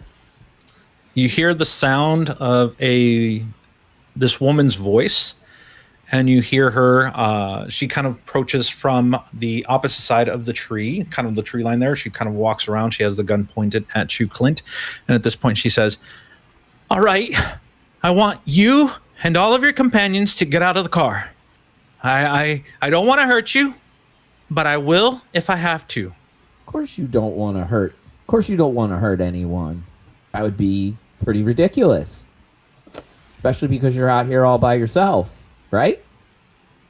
That's when you hear a voice kind of shout out from, again, you guys are moving towards the truck, was moving across the road from your right to your left. Right, the mountains kind of rise up. Left, you'll see that it kind of goes at a decline, not too steep, but just enough that you could take a tumble if you're not careful. And from the right hand side of the street where the truck was let go, you're going to hear someone shout out, Maud, make sure you get them. Keep your gun on them. Don't listen to them. And at that point, Caitlin, you would turn to see another individual coming down the side of the mountain. You'll see that he has a rifle as well. This lanky man kind of has several layers and several coats on him as he's trying to get down the side of the mountain, making his way towards you.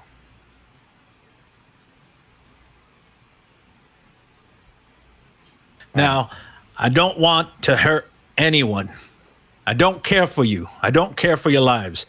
I don't want to hurt you. I just need you to all get out of the car. Your friends are going to get hurt, and it's not going to be on us. No, sir. We ain't going to be sinning here, but we will if we have to. Listen here. Hey, Maud, who's your friend? Go ahead and do a talk it out for me. I think now is an accurate time to spend a heroism point to start trying to. Yeah, you know what? I'm gonna hold on. I'm gonna hold off on it. So it is.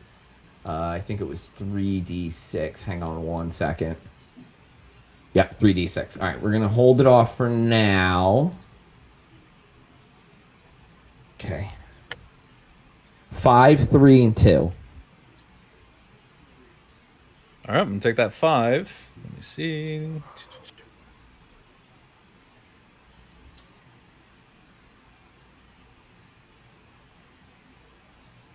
All right, on my end, I have a clock. The clock is going to be steadily filling up, and I will tell you when it fills up completely. At this point, you're going to see that Maud goes ahead, and she's like, That's no one you need to concern yourself about.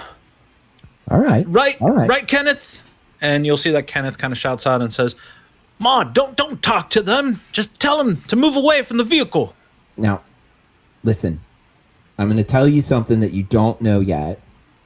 But there's someone in that car, and he's an absolute psychopath. You shoot me, and you're both going to go down. So let's, instead of making a big mess that obviously you don't want over a few worthless trinkets, why don't we just talk? Why don't you tell me what's going on and why you're so desperate for supplies right now? Is someone hurt? Are you hungry? You see that Maud for a moment. You'll see that she's actually relatively young. She's in her 20s. You'll see that she has these clear blue eyes. You'll see that her hair hasn't really been maintained. She kind of has this frizzled look on her hair. And you'll see that, again, she's wearing several coats and a dress, and she's trying to stay as warm as possible. And at this point, you see when you mention that someone might have been hurt or needs some assistance, she lowers her gun a bit, and then she'll go ahead and quickly steel herself once more. She points the gun straight at your face.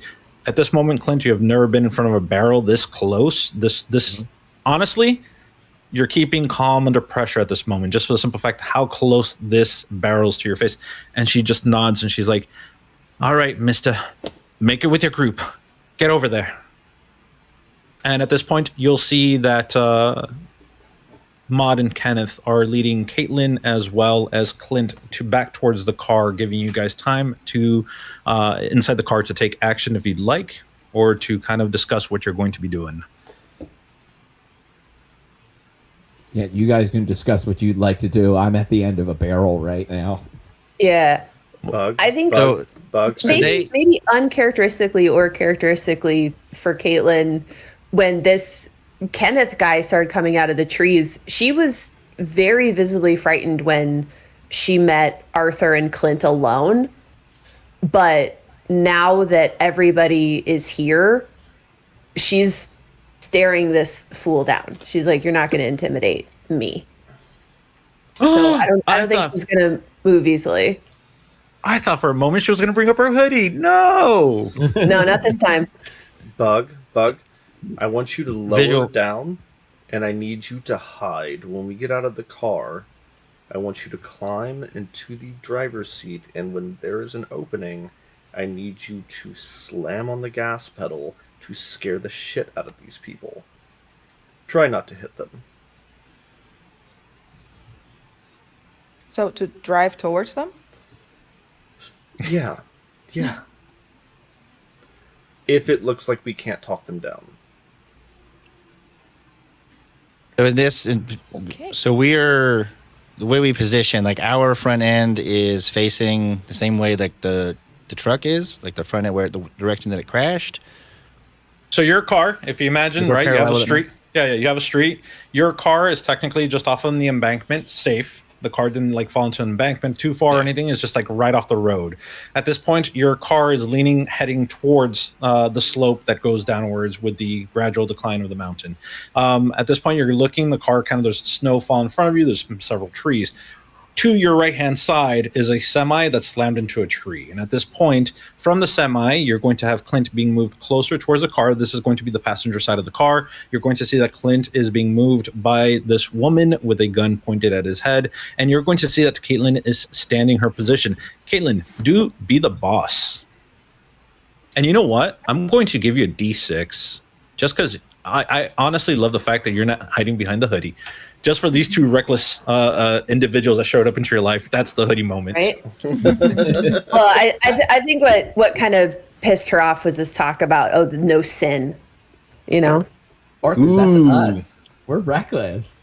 Right. Highest one was a 5.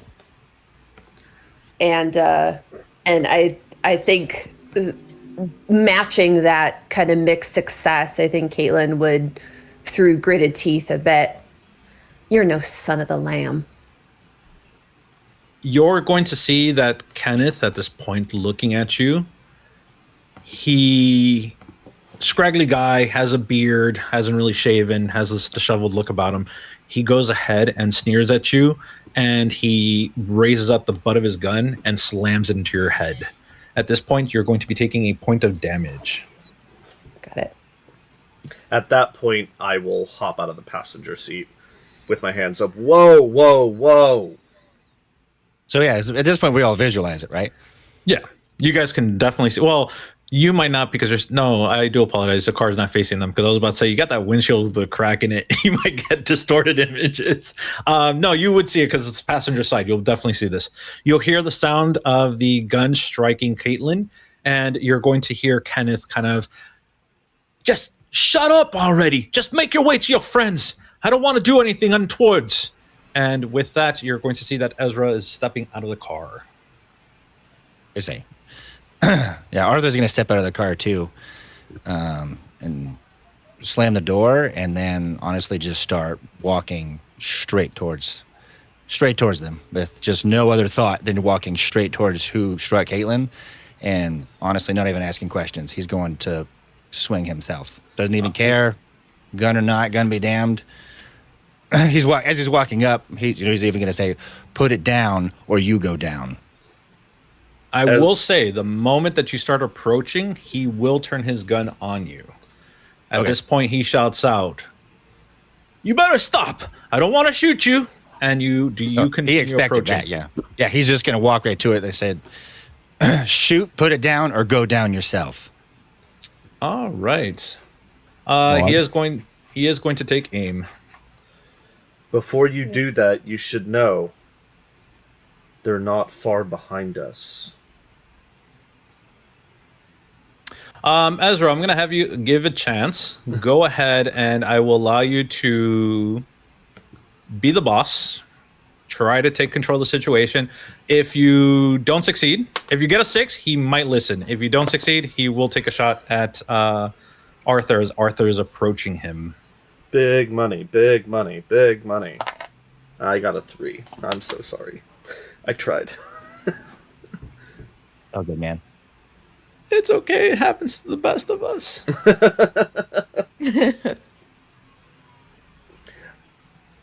All right, so I'm gonna be using this weapon. Is Caitlyn like down? Like, did it knock No. her out, or did she? No, just no, have, like, No. Okay. Kaylin just took a butt of the gun to the head.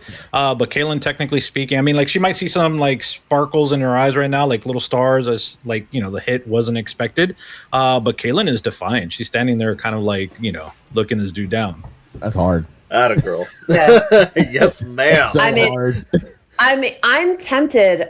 The worst thing this guy could have he's done 2 things. He's called himself a Christian and he's hit me in the face. These are about the 2 worst things that this man could do to me right now to piss me off. I don't know. If he's moving his gun, I kind of want to shoulder check this bro. I'm not good at it, but I want to do it. So I will say, since Ezra failed, kind of got a 3, so that's going to be a trouble for you.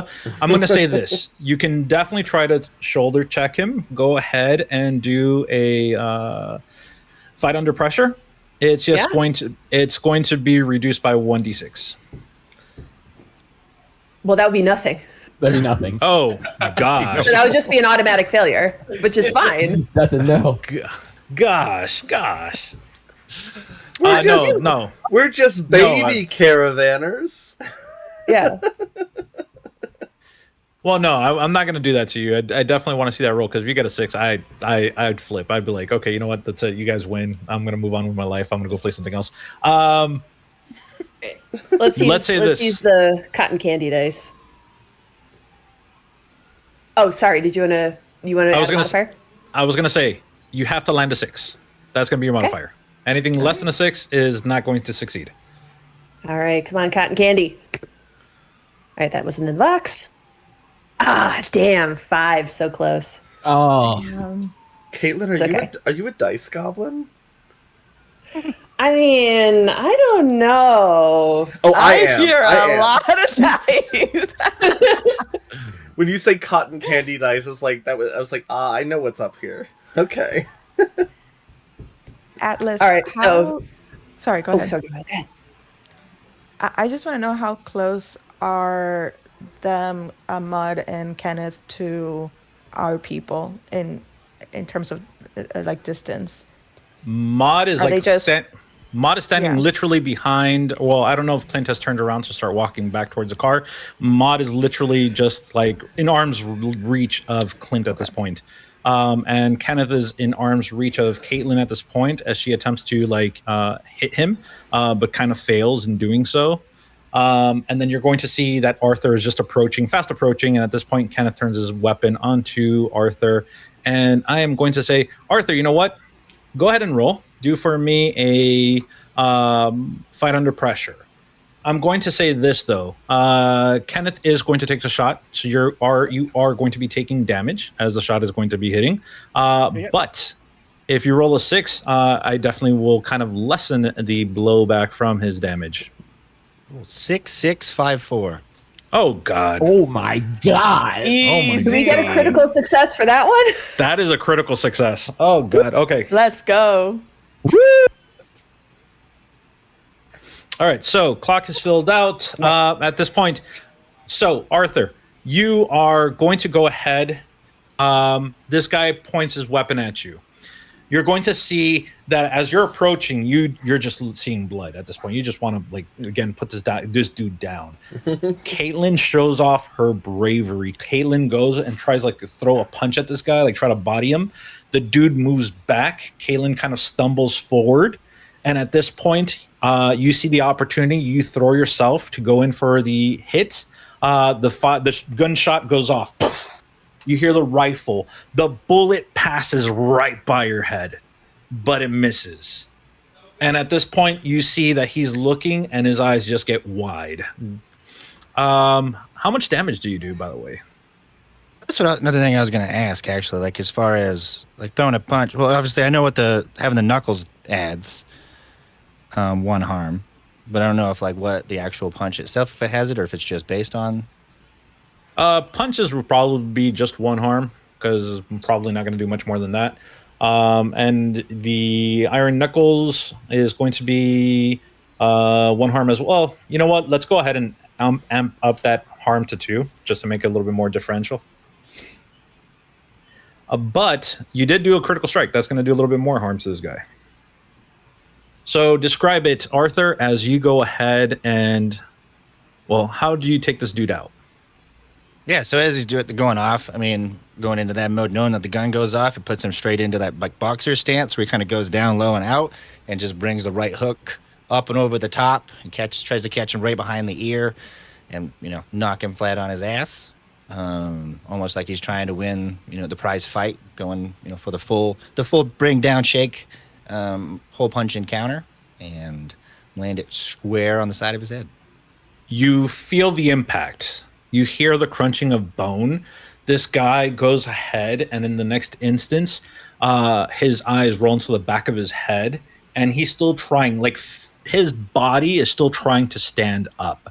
And at this moment, as the realization starts to kick in, you'll see that he kind of wobbles, trying to hold the gun again, and he just falls back. And you're going to see that this guy literally is on the ground, just lost. At this point, he is probably suffering a concussion that he would not wish it upon anybody to suffer. Can I follow him down and like pin him with my knees? Like pin his arms with my knees, like because Caitlin's a bulkier individual, putting the full force of my weight onto this guy. I'm going to say yes, and on top of that, I'm going to give you a heroism, because honestly, you deserve it, Caitlin. You stood your ground. You're going to see that this dude is... I want to thank the whole team for this punch. To be honest with you. You're going to see that this dude is kind of there jabbering, just like talking nonsense, but words are coming out. At the same time, you'll see like blood just coming down his nose. At this point, Maud comes out and she yells out, "No! Kenneth!" And if I may, at that point, Maud, I am going to assume Maud panics. And in that moment of panic, I'm going to pull the pistol and I'm going to whip it around and I'm going to point it back at her. And my goal here is not to shoot, but what I really want to do is I want to get Maud freaked out, right? So I'm going to try and use my words in this situation to try and get her off balance. And as soon as she says no, I whirl around, I point the gun at her, and I go, "Don't look at Kenneth. Look at me, Maud. Maud, look at..." And I'm being like very aggressive. "Maud, look at me. You have to pay attention to me now. Pay attention. This is the moment. This is your moment. Are you going to listen to me now, or are you going to try and get yourself killed? Look at me, Maud. Don't look at them. Look at me. Be the boss." Oh man, I was hoping it would be talk it out. Could I argue for a talk it out? You know what? Spend a hero point, and I will change it to talk it out and give you that D6. Right. I will. Okay, so I will do that. So that's going to be 5d6, I believe. I got 2 pips, so 2 pips, 3 pips, and then 4. Okay, 4d6 in this, and a hero point. That's a critical success. So 6, 6, 3, and 1. Nice! Congratulations! Yes. Let's go. You see that at this point, Maud looks at you, but her attention is not on you 100%. Her attention is turning towards Kenneth, and she is not even realizing that she has a loaded weapon pointed at you. Her hand is quivering. You'll see that she almost has that trigger finger kind of aspect, and as you're trying to get her attention, you see that she is just like, lets go of the gun. She's just like, "Is Kenneth all right? He didn't mean this. We don't mean this. We didn't want to hurt anyone." Then maybe you should stop trying to hurt people. I mean, really? Really? Like, the world is ending and this is what you fucking do? Caitlin, are you okay? All right. And she's pulling out one of his scarves to stop the bleeding, and looks up at Arthur. Go easy on her. He probably hits her too. Well, he'll bend down to pick up the rifle. I assume he doesn't really have control of it. Oh no, he has no control right now. You don't got control of anything at this point. He's not going to say anything because he's just in the mode. But he'll nod and just stand up and give his attention over to her. Obviously not. Right. He's not going to walk aggressive to her since she's kind of dropping the gun, and it's all kind of at the same time. And now This is the Clint Arthur. Yeah. So yeah, this is the Clint Arthur show. So now Clint is I'm going to move the rifle away from her hand just with my foot, and I'm going to instruct her to sit down. But it is not going to be in a okay, you sit down. It's one word, and I emphasize it with the butt of the pistol right to her chest. Sit.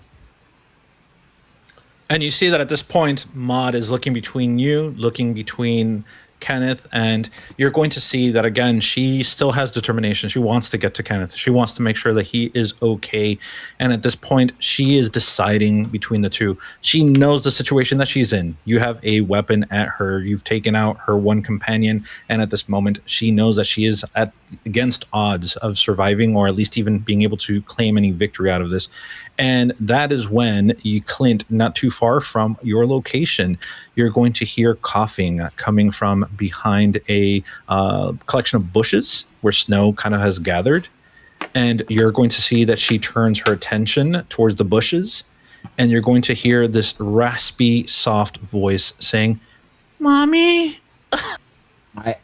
And you're going to see that Maud goes ahead, and without even thinking it, takes off running in the snow back towards those bushes. Right. And I, at this point, nothing had made me angry about this. This was all cool, calm, collected in the moment. This is where things get out of control. Not so much out of control, but I mean, like, my blood pressure is now elevated. I'm going to pick up the rifle, sling it over my shoulder, and I'm going to march. I'm going to, actually, you know what I want to do? Here's how I want to do this. My medic over there is a little busy being a badass right now. So I'm gonna go ahead and let Caitlin slide, and I'm gonna go over to Ezra, and I'm gonna hand Ezra the rifle, and she's got a kid over there and I'm gonna start walking over. So I hand you the rifle, and I'm like, she's got a kid over there, and I'm just like yelling at this point, like unfucking believable. And I'm gonna make my way over there. So real quick, Bug, you're seeing this all go down. You see that Clint walks over towards Ezra, drops the rifle. You'll see that Caitlin took a hit from this dude, and then all of a sudden Arthur just came up and just knocked him out. TKO, one shot. And at this point, you're going to see that Clint mentions that there's a child, they've brought a fucking child and everything else in between. What does Bug do? Is this prior to Mud running towards the kid? Actually, Maud is running right now towards the kid as Clint turns back and brings the rifle back towards Ezra. Okay.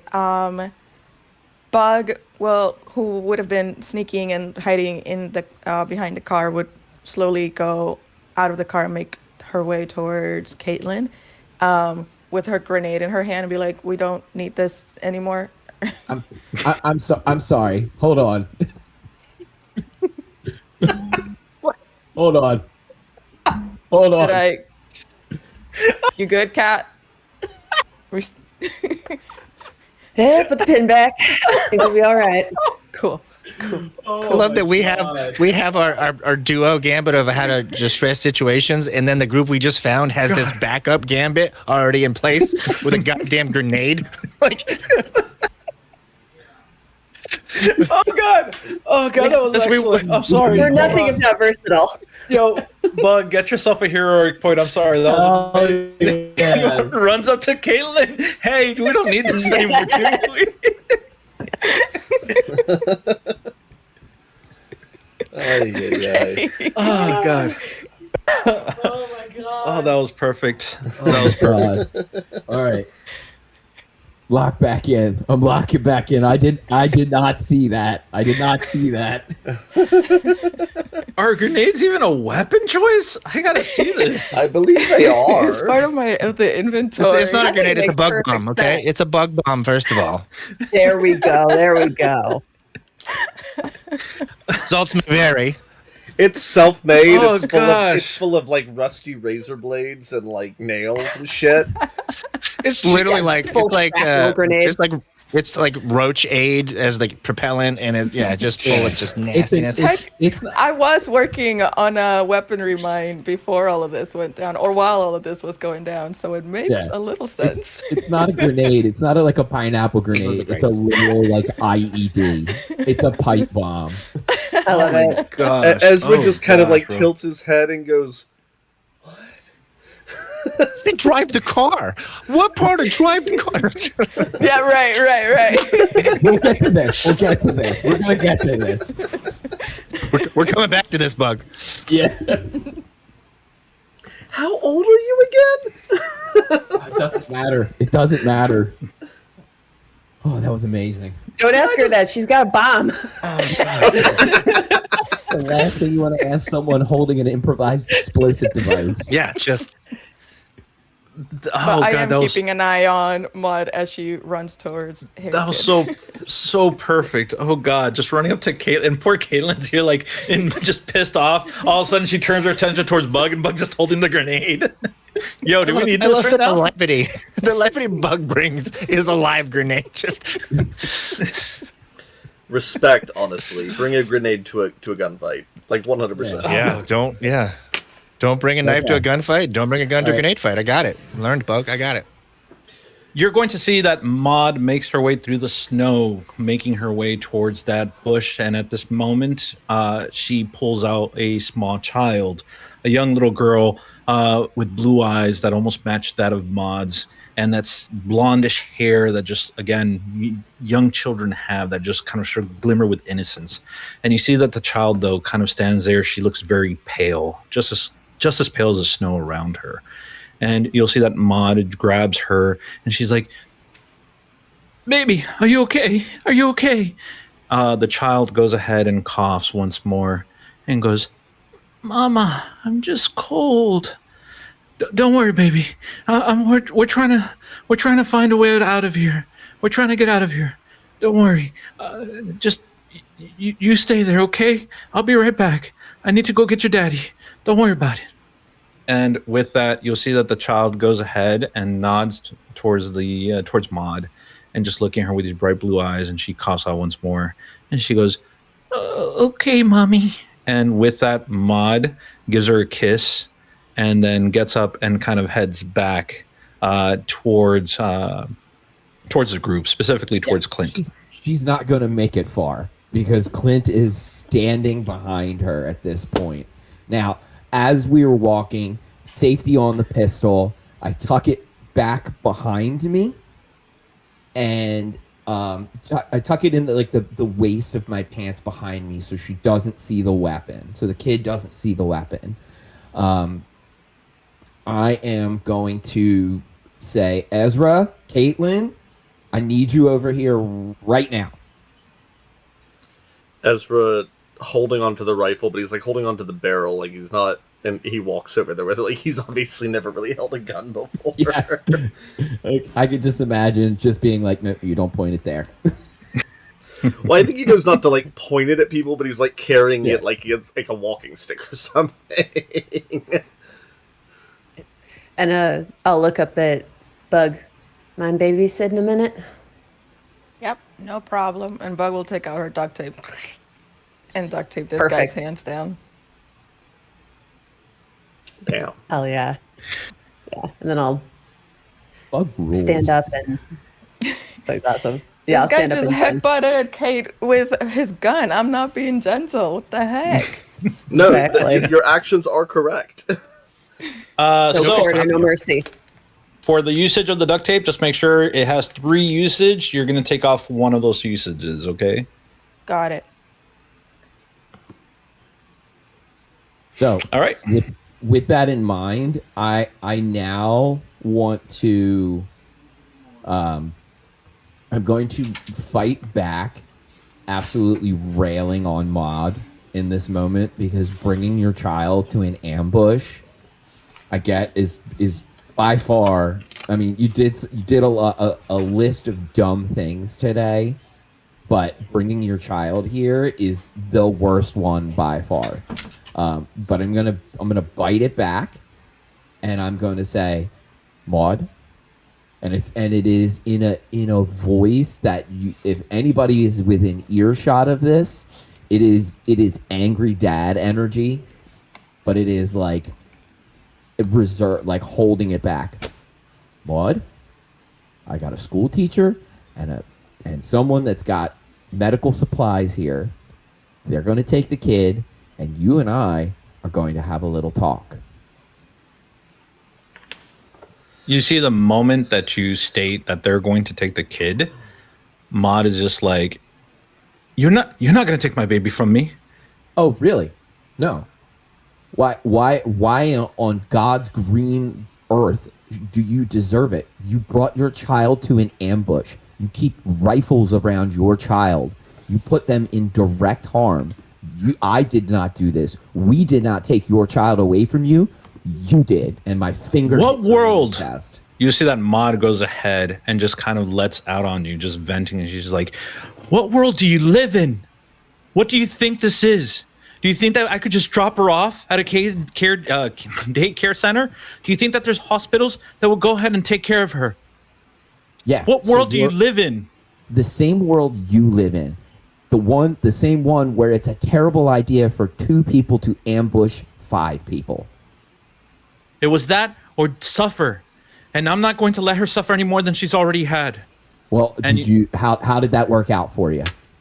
You see that Maud starts like crying out these hot tears, and she just runs back towards the child.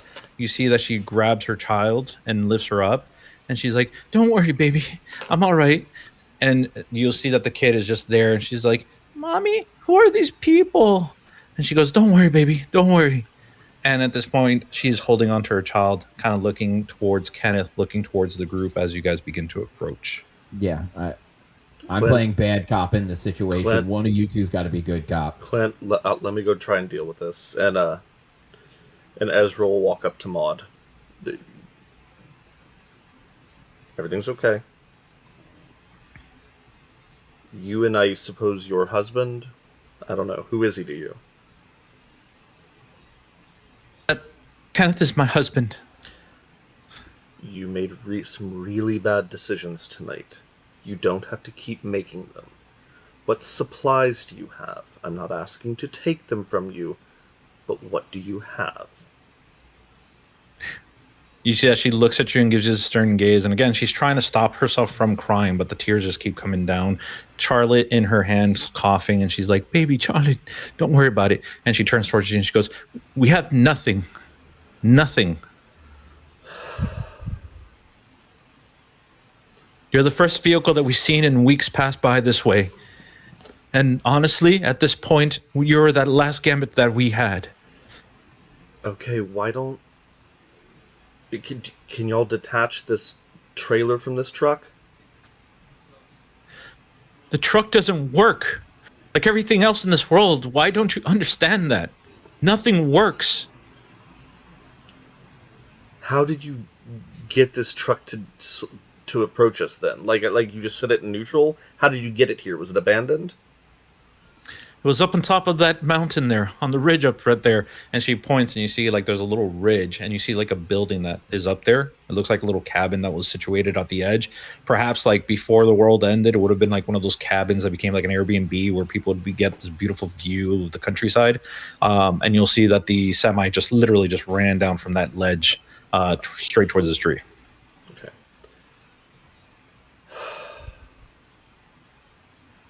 Well, we can't take you with us, but you're not getting anything of ours. What is your plan? If this didn't work, what is your plan? You see that for the first time, she looks at you and her eyes just narrow upon you, Ezra. And she says, I guess at this point, we're just going to die. And that's all we can do. And with that, you'll see that little baby Charlie goes ahead and coughs a few times.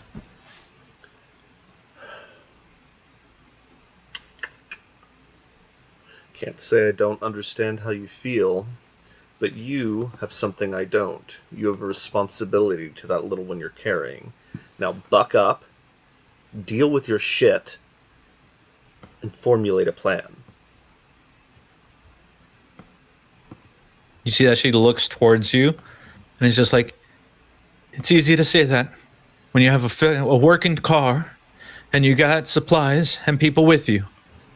When you're just normal people trying to do the best that you can and within this world as it is right now, it's not my fault. Just doing the best that I can for myself, my daughter, and my husband.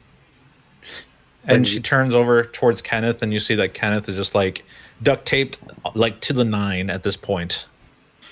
And you think showing your daughter that this is how we treat fellow humans is the right answer? The past 2 months have been hell. Don't make it worse. It's been hell for everybody. And you know what? At this point, there's nothing I can do. She has to see the truth, the reality of this world.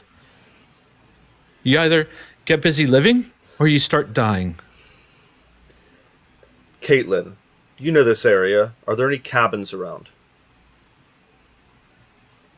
Well, yeah, there's a homestead community. I tried to get Albie to go, but he wouldn't listen, and I wasn't really interested in joining him either. How far By out are foot, we?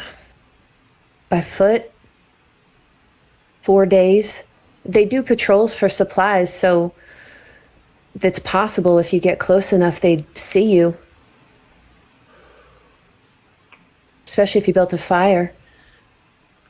At the moment that you say that, Caitlin, she goes, the community at Deer Lodge?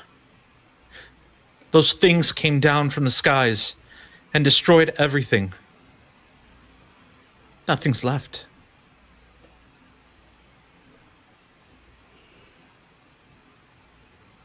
Now, I understand you're not willing to help. But if anything, if you can give us back our guns and let my husband go, and you can go on your way and we'll go on ours. I look to Clint and Arthur.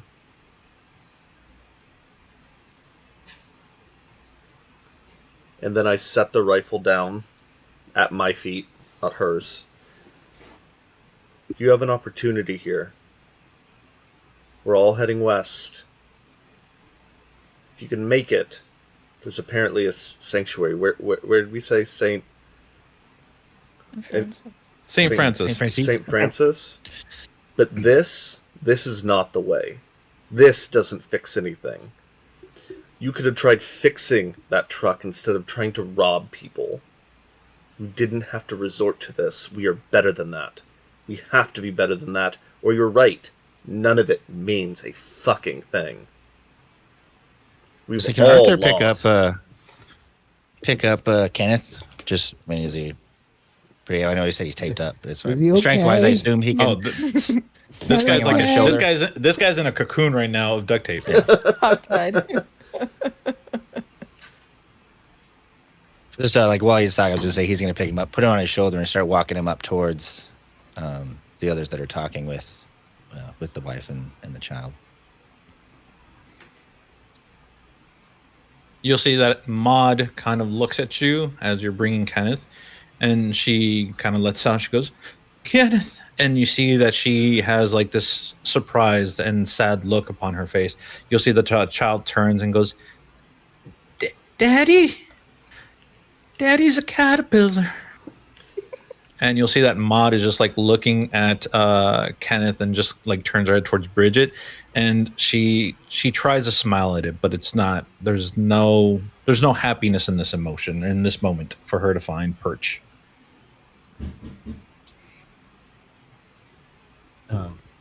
At this point, I've kind of breathed out the deep resentment that I was feeling and trying to let logic and assessment of the situation kind of take back control.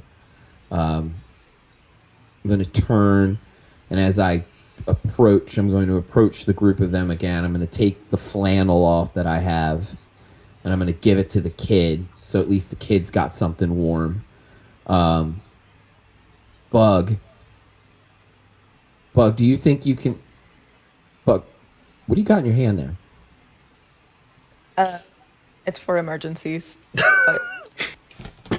But Sorry. you guys handled it pretty well. Thanks. Yeah. Okay. All right. We'll put a pin in that. Bug, you think you can go over there and take a look at that truck? See what's going on with it. See if there's anything that we can do. Because I between you and me, I think we got to try to do what we can. Probably ain't much we can do unless we're putting these three in the trunk.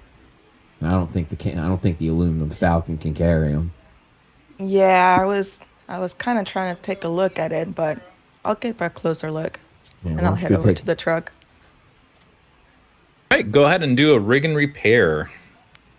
There's going to get an assessment of the truck, and I will give you more information as to how bad this truck may or may not be. All right, that'll be 4d6, and that is a 3415.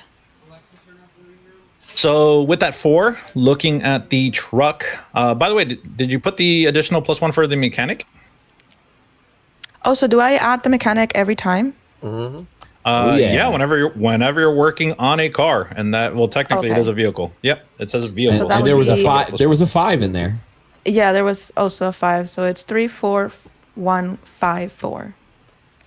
No, just re-roll your hand all over again because Oh. you had to add that +1. Oh, okay. And you want those dice to clinky clank together. Clanky clank together. Okay. So 5d6, and that'll be a 43315. All right. So with the 5, you come up towards the truck. You've seen big rigs like this before. You've probably even had to deal with them, kind of fixing one or two while you're working at the mines.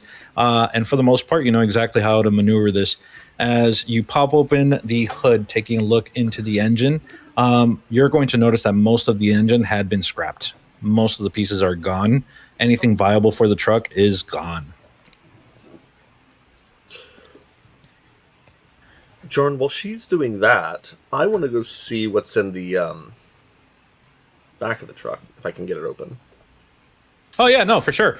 As you move towards the back of the truck, you're going to see graffiti on the truck. The graffiti basically has images and words trying to depict people fighting against aliens, trying to kind of like state hope is to be found and you know, F aliens and the whole 9 yards. When you get to the back, it is completely empty inside the cargo hold of the truck.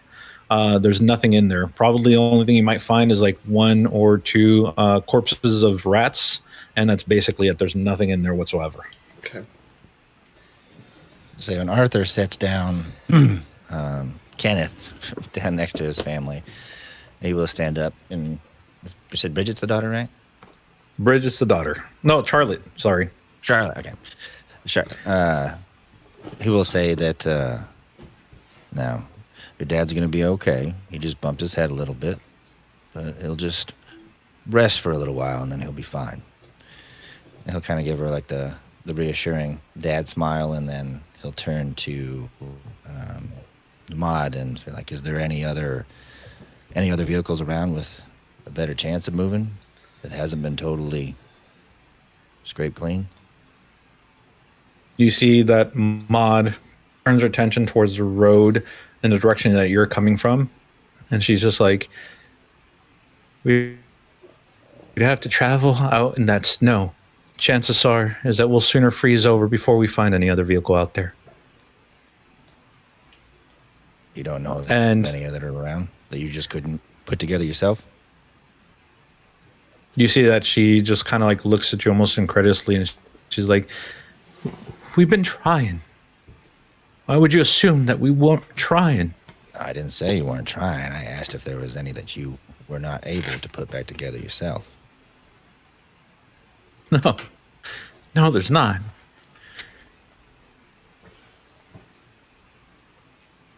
And so at this point, a decision has to be made what to do with Maud, Kenneth, and Charlotte.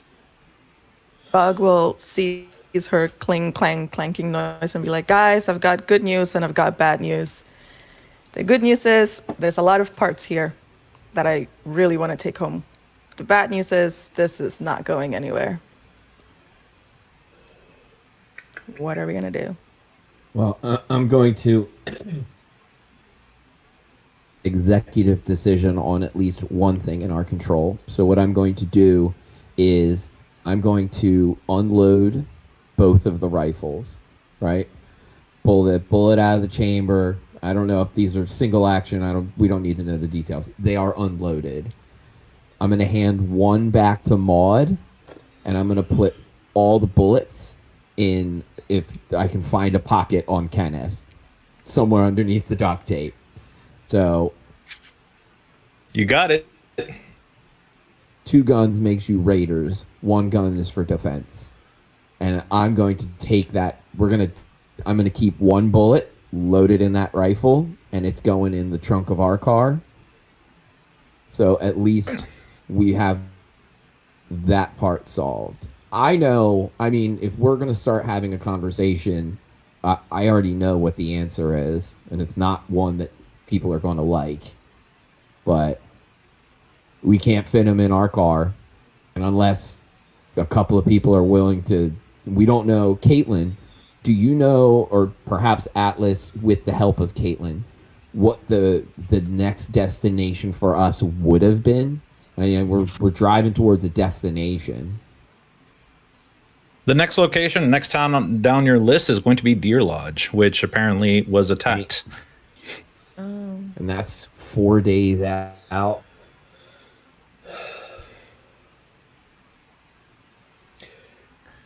And so make sure you mark on the car, whoever has the car inventory, you're going to be marking down 2 spaces for a rifle. Stats for rifles are located on page 76. Yeah, we can deal with the actual rifle itself at another time. I gotta hear everyone's thoughts. I don't suppose there's a way to take our engine and put it in that truck engine and pull our car behind it, is there? It's probably crazy. I don't know cars. Yeah, the aluminum. I'll answer that one for us. The aluminum Falcon is not pulling that semi. Oh no, I meant switching the engine to the semi and pulling our car with the semi. No. Maud? Yeah. Maud? Was there... You said, she looks at you. Yeah. Is there a well on your property up there on the hill? Yeah, there is. All right. Where there's a well, there's clover.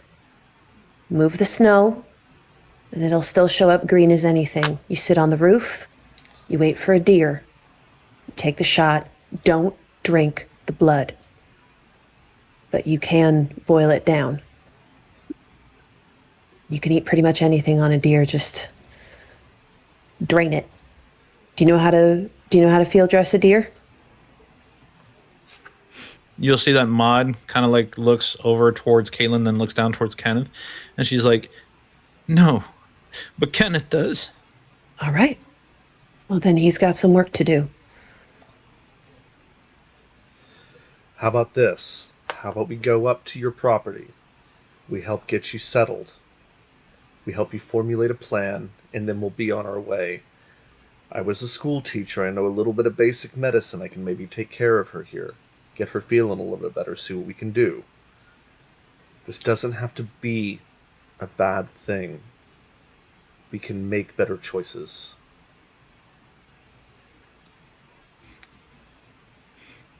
You'll see that Maud goes ahead and she wants to say something in response to Ezra, and she relents, and then she just like closes her mouth, and you see that these hot tears are just falling at the edges of her face, kind of marking her face, and she goes ahead and just nods.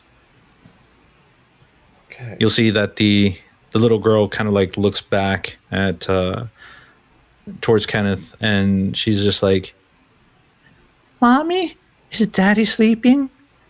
And she begins to cough, and you see that this cough hits a little bit harder than any other cough that you've seen before.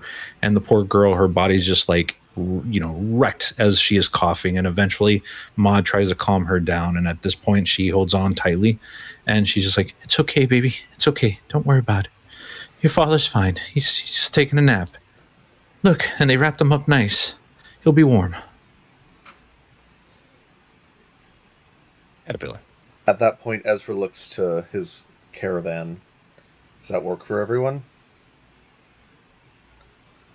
We might not get much further in the snow anyways. It would be nice to sleep somewhere that might be a little bit warmer than a car.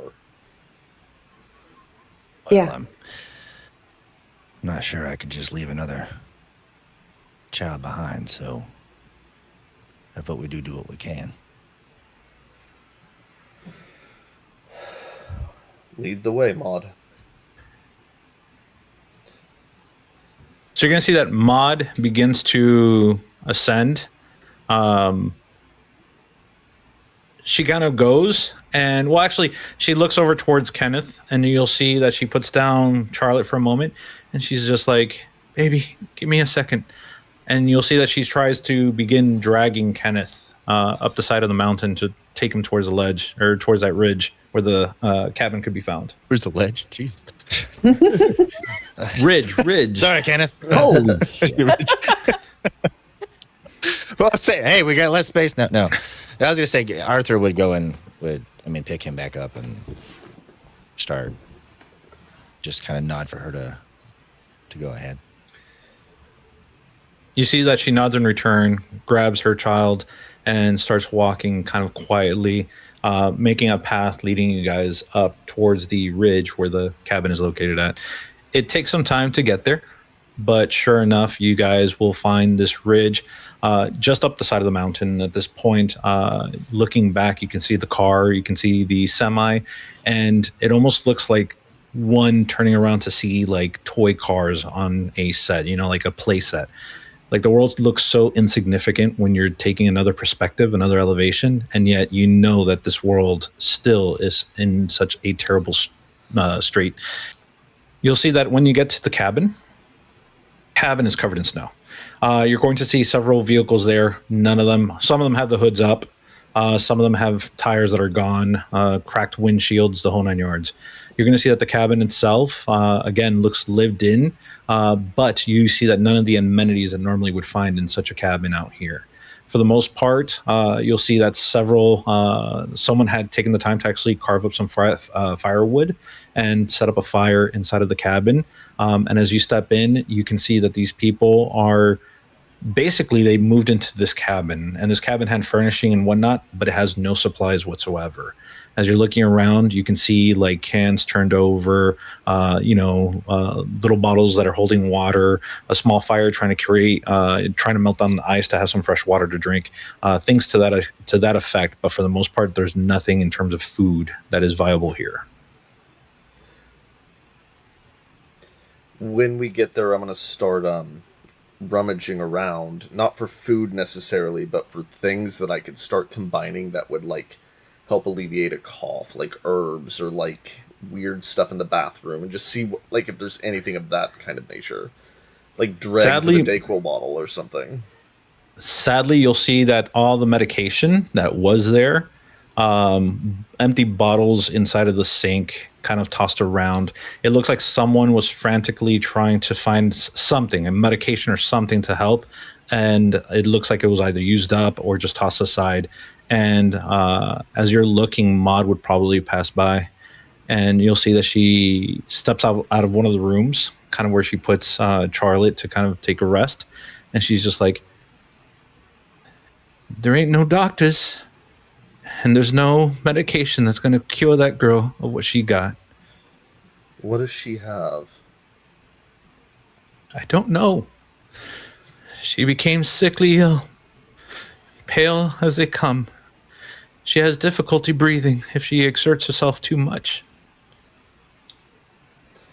Hey, Caitlin, Yeah. can you see what's wrong with the little girl? I can try. That'd be great. Thank you.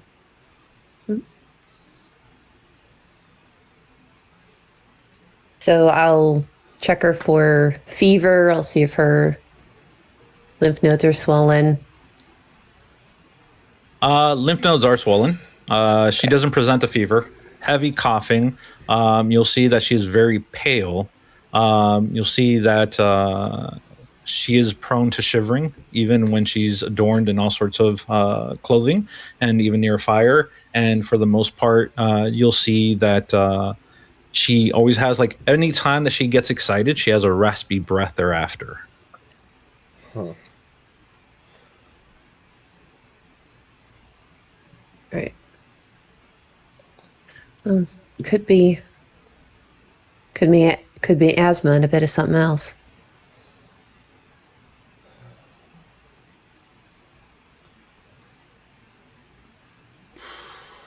Atlas, could Bug look at the other cars and see if she can scrunch any of them up for travel?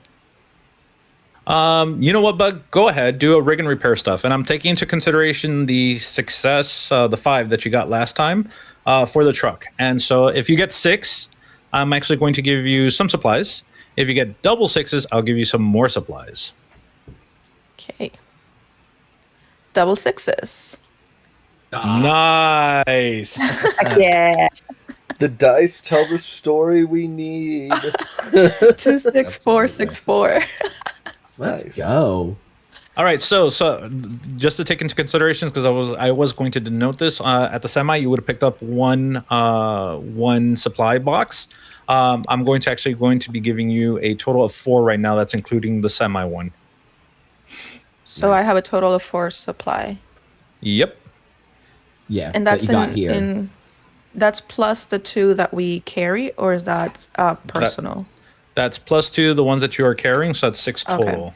So 6 so the- total, perfect. Yeah, back of the car is going to be filled with a lot of odds and ends belonging to other vehicles and items that Bug feels she can use to create or at least fix things.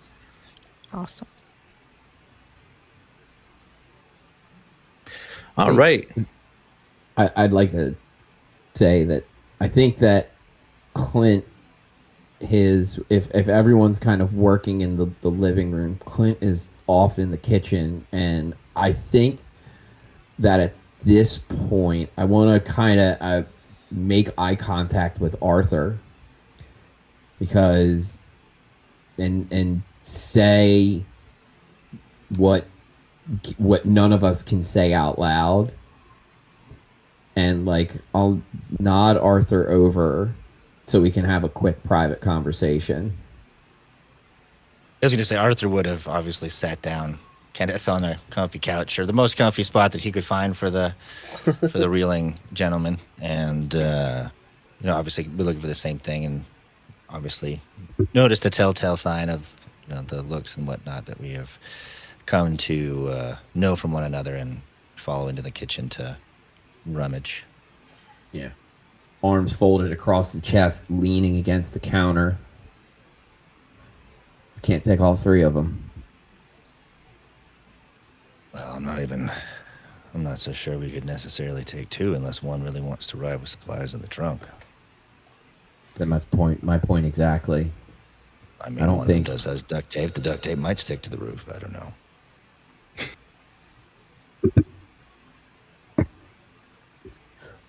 Lock in. I think it's a valiant effort. but I think they're all having a hard coming to the conclusion that I think that we both know we can't take all three of them. But And I'm going to tell you, Clint, I'm not leaving this kid behind. that's my point exactly. Take the kid. We could get help for her. I don't know. And I want to make sure that that's right by you. Oh, absolutely. Now, I'm not sure how the mom's going to react or if she's going to want to go, and I'm sure we could make that work to the next stop. But then again, I don't know. She's going to want to leave.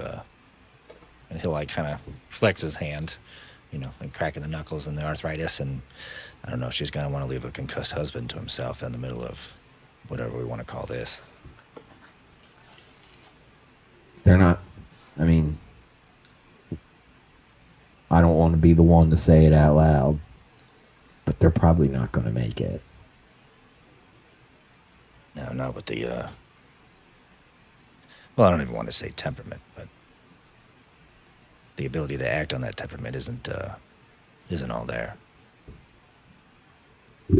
So I just wanted to talk with you before we make any decisions. I'm concerned that maybe some of the others may not be able to make that difficult choice. But it's your car. It's your call.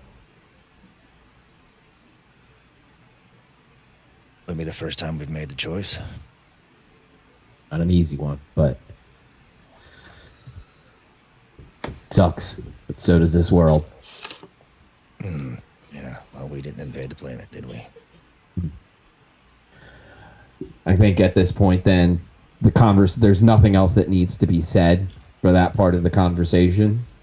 I'm gonna stay out of the way and let the other three try to formulate a plan. See what they can come up with. But Yeah. I think I'm preparing I'm preparing myself mentally to let the rest of them know when their plan fails what we're going to do. Speaking of potentially failed plans, can I do a search and survey to try to do some foraging? Yes, you can. Okay. And I'm going to expend one of my heroisms because I earned it. Yes, you did. My aching head. Let's see what we get.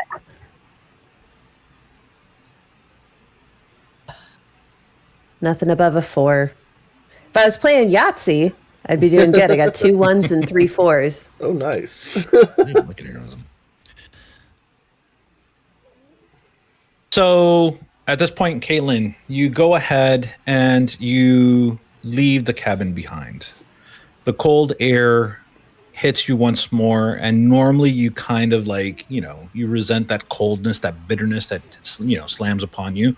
But at this point, with the mild, wound that you have on your head from or bruise rather, not a wound, but a bruise from taking that the butt of the gun, it almost feels relaxing to you. It kind of numbs that pain. And you begin to move around the house trying to find any evidence, anything that could help this family, anything that you can use in terms of like herbs or salves. Again, something that you can do, something that you can participate in. And yet, as you're looking around, you can see the desolation that these people are living in. Nothing is growing. Snow is falling and packing everything hard. Things that normally would survive the winter is just not here. It's not to be found. I will say that you find some. Well, what do you think you would find? What are you looking for exactly? I'm thinking either some kind of edible greens or winter mushrooms growing on any dead or rotten logs or trees that I can identify as edible. I will say that for one meal. Yeah, I will say that you find enough to create like maybe a very nice stew for the most part. It's not going to be the best stew ever. It's not going to be a hearty meal, but it's something that someone can enjoy. Probably, takes some of the angst off of the person. And you begin to make your way back towards the cabin. as you're walking over towards the cabin, again, this cabin was at one point or another, this was meant to be a luxurious cabin where people would come, spend their vacations, take pictures, Instagram it, tell everybody on social media, look where I'm at, kind of scenario. And it just looks so different now. It's just so decrepit. It's so falling apart. And it's just kind of like, just embolizes the entirety of this world as we know it now. And the worst part about it is that behind you, as you're walking, looking forward, you see the trees kind of around you as you're collecting these herbs and mushrooms, and you begin to see this pinkish glow on the trees coming from behind you, kind of like the light hitting just in front of you. And at this point, Ezra, as you are in the cabin, you got that one feel where you hear this like buzzing in your head and you don't know exactly what it means, but it can't be good. And I got that same buzzing right before they arrived at Gully's. Yep. He looks out the window and says, "Oh shit, they're here." Yeah, as I come bursting through the door. And so I'm going to say, Ezra. Yeah, I think because I know what's like. I'm anticipating Ezra is already going to become incapacitated very quickly, so I would be calling for Bug and Arthur to grab him. And so I am going to say that we are going to call it there for this session. Thank you so much. It was actually a really amazing session. You guys did amazingly well. And honestly, I can't love Caitlin or Bug or Clint or Arthur or Ezra any more than what I already do. Well, yeah, Bug bombs and right hands. I mean, I'm sorry to say that is the MVP moment of the day, where it's just like Bug runs over to Caitlin, is just like, "Yo, do I do this? This right here?" There were so many great moments from every character. I cannot stress enough. It was so good. I was actually Bug rolling up with the grenade and being like, "So you want me to use this or what?" I mean, this is Chekhov's grenade now. Yeah. We're gonna have our Independence Day moment at the end. Yeah. It's actually really funny because I find the first couple sessions of finding a character's voice really difficult. Always have, always will. But I felt like the synergy with the group was already there, which was nice to see. Yeah. No, it was awesome. I will say that I'm looking at the mechanic and I'm trying to see where they get a grenade, and it's just like, no, they don't get a grenade. It's just like, that's a really rare item, is a heavy explosive. And I'm like, you know what? She can have it. It's awesome. I love it. Okay, thank you. Just keep it. Just keep it. Okay. Oh my god, great session. Yeah, that was awesome. I can't wait to find out what happens next week. Seriously, thank you so much. This is like so cool. This has been fun. Yes. So with that said, viewers, thank you so much for tuning in. We'll be uploading this onto YouTube, and we'll see you again same time next week, 8 p.m. on the Twitch channel. Looking forward to seeing you next time. Have a good one. Bye-bye.